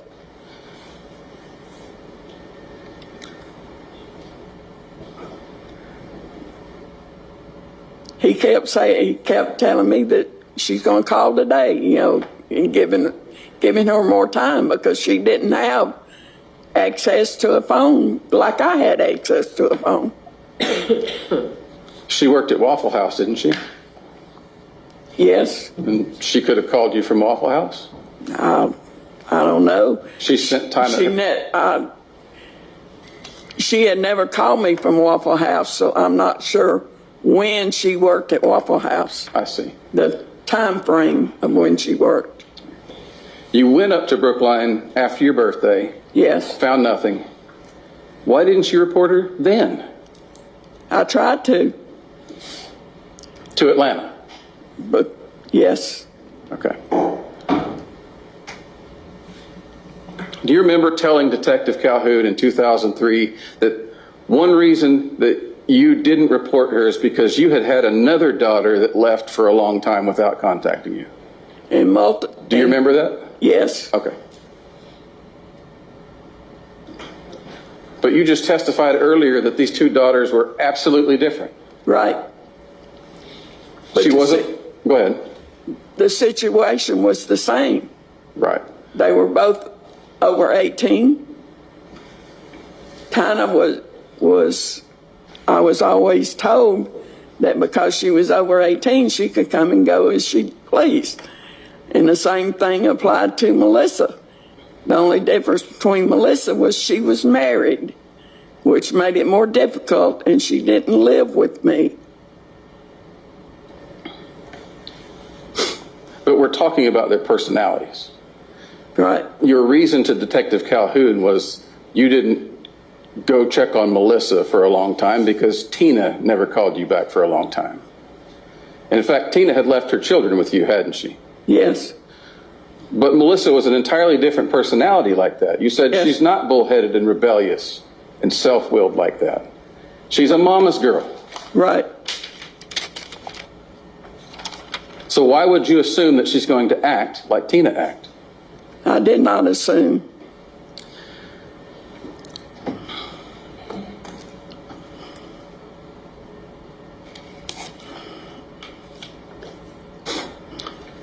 I knew that she would call me.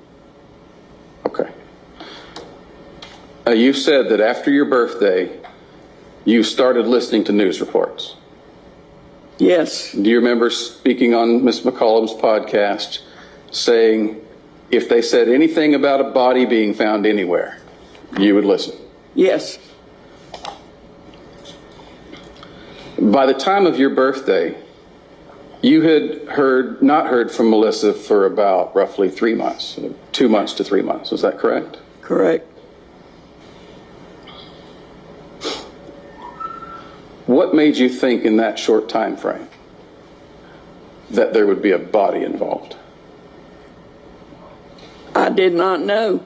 I just listened to the news, and because I had not heard from Melissa, I was worried.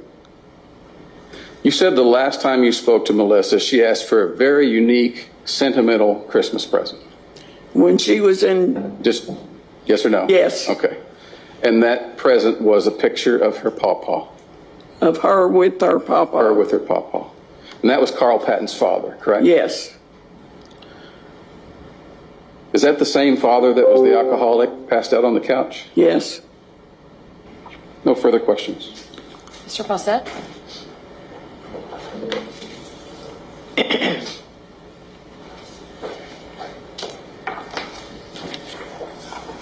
And Ms. Patton, you were just testifying as to your hope that Carl Patton would at some point parole? Right. And that's after you testified against him in court. Is that also correct? Correct. How long did you testify against your husband? Is that over the course of a day, 2 days? It was all one day. And when you testified against your husband, did you actually implicate him in the murders themselves? Yes. And how many different murders did you implicate your husband involved during the course of your testimony? The last two are the only two that I witnessed. Okay. And at any point, what was your relationship like with your husband after you testified against him?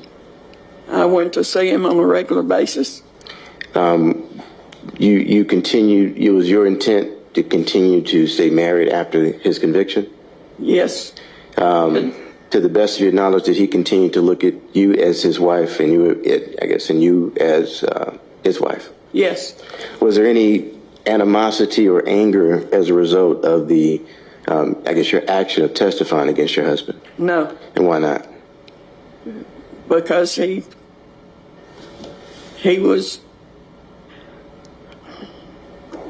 wanted me to do what I did and testify against it so that I would be able to raise my 2 grandkids that I had custody of.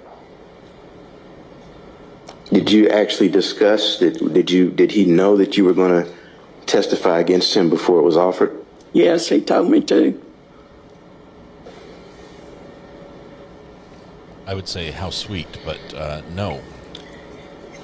And did Carl Patton keep up with the status of the criminal case, the case involving the disappearance and murder of his daughter, Melissa? Yes.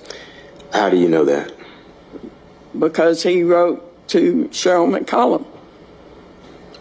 Is that something that you discussed with Carl Patton throughout the years?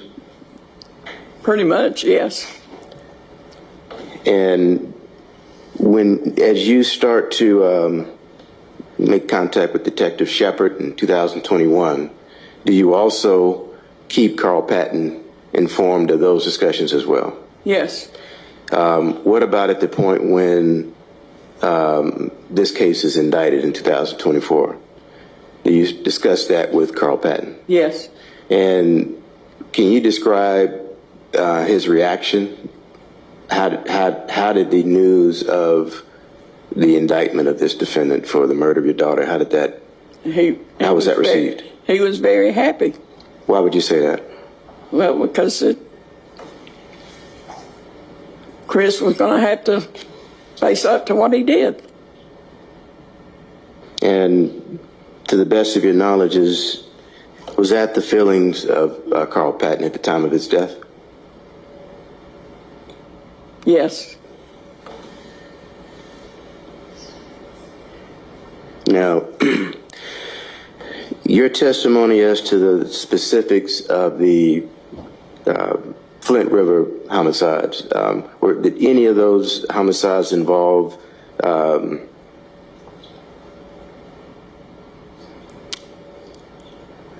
dismemberment? No.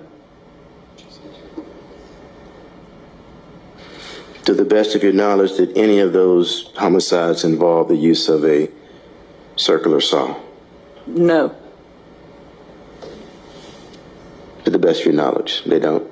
Right.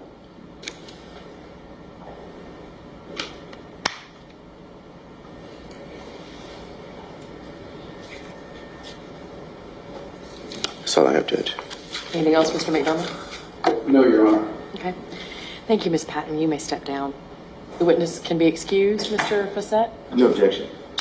Mr. McDermott? No objection. Okay, you are excused as a witness, Ms. Patton. Ladies and gentlemen, we're going to go ahead and take a lunch break while we're in between witnesses. It is 1:05. I'm going to try and get us back in here as close to 2 o'clock as I can. So we are excused for lunch. Thank you. 1:05 to 2 o'clock. All right. We get 55 minutes for lunch. Probably less than that.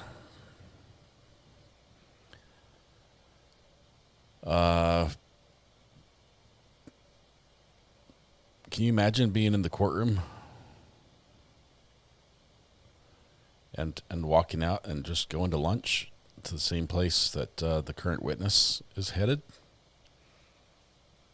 First, I want to apologize for all the throat clearing. I picked up a case of the sniffles at my house over the weekend. So, but there were two objections where the parties approached. And I just want to make a quick record of that. Number one, excuse me, Mr. Fassett, on behalf of the state, objected regarding a line of questioning about Mr. Patton's crimes. And Mr. Fassett's objection was based on the court's prior in limine ruling. I communicated to the parties at the bench that to the extent that the questioning was limited to matters about which Ms. Patton had direct knowledge and involvement, that was, I thought was relevant and not overly prejudicial, but that we were going to stay away from sort of gratuitous discussion of the specific details of the alleged crimes as they were committed by Mr. Patton. And that was the nature of that discussion at the bench. And then additionally, there was an objection regarding the relevance of a person whose name I can't remember, but his presence in the house, who is an alleged child molester or had committed an act of molestation against Melissa. I also overruled that one from the state in terms of its relevance. Any other record you want to make on those issues, Mr. Fassett, on behalf of the state? No, Your Honor. Mr. McDermott? No, Your Honor. Okay. I would just like to revisit one issue, Mr. McDermott, and it's that I did sustain one objection we didn't approach, but there was an objection regarding the baby that was found in the house. And I believe my pretrial ruling was that we weren't going to go into any prosecution of Tina Patton. And your question, although I did say that the fact of that occurrence I thought was relevant, and your question was either a compound question or two questions in a row, but the second question, which I sustained the objection, was regarding whether or not Tina Patton was prosecuted for that. So just a reminder that my recollection, and if the transcript doesn't bear that out, then I will be corrected. But my recollection of the nature of my ruling was that whether she was prosecuted for it or not was not really relevant to the issue, and that we weren't going to go into that. Thank you, Your Honor. Anything else the parties want the court to address before we adjourn for lunch? No, Your Honor. No, Your Honor. Okay, we are adjourned for lunch. I'll see you at 2. Wow. Wow. What a day. I thought the craziest thing that was going to happen today was me showing you how a Sawzall works. Nope. I was wrong. Let me take the blade off so nobody gets worried. There we go. Bladeless. You can actually replace the blade with a whole bunch of different types of blades, by the way. I don't think they have a bone saw version, for those that are curious. They have wood and steel, or wood and metal saw. That's pretty much it. There's some for cutting lead pipes and everything else. All right. That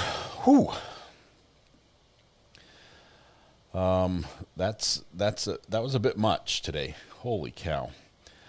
We have lunch until 1:45, which is about when the Donna Adelson thing kicks off. She's got a little hearing today. Let me see if I can get this set up so we can portal over to our after lunch video. She's got a hearing today, which I don't think is going to be a big deal. It doesn't sound like it is actually a plea deal. It's probably just a procedural thing as we get set for trial to begin. Next couple days as jury selection starts tomorrow. So pin this message. That is the case we're going to next, so we'll keep an eye on that. But just 1 second. Building a portal.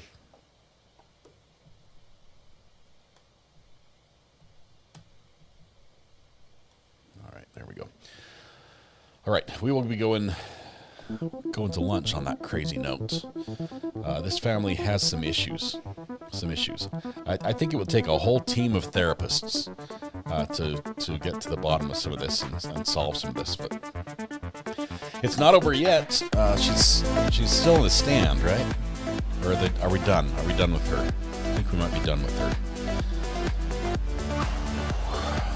Wow. What a way to start the work week. It's going to be a crazy week. Donna Adelson trial is going to be nuts, as well as we have more family involvement in the local hobby of unaliving. So more of that coming up next. She's excused. Okay, so we're done with that one. How do you think the defense did? Enough probable, reasonable doubts? Enough alarm bells going off in the jury's mind to say, hang on, there's more to the story. I can't just say this, he must have done it, must have been him. But we've got all these other facts at play. Absolutely crazy. All right, the portal is automatic. We will transport you automatically to our next live stream. Please, when you land there, please click the like. I appreciate that if you do that. It would help us a ton. Tonight when you go home, please hug the people you love. Smile at someone and make their day just a little bit better. And please stay safe till we go live again in about 45 minutes or half an hour now. Quick lunch. Lots of stuttering music. You might want to reset your YouTube. Yeah, I can't focus on the accused. YouTube's having issues. Well, hopefully it'll get better after lunch. You guys have a good one. We'll see you in a little bit. Bye-bye.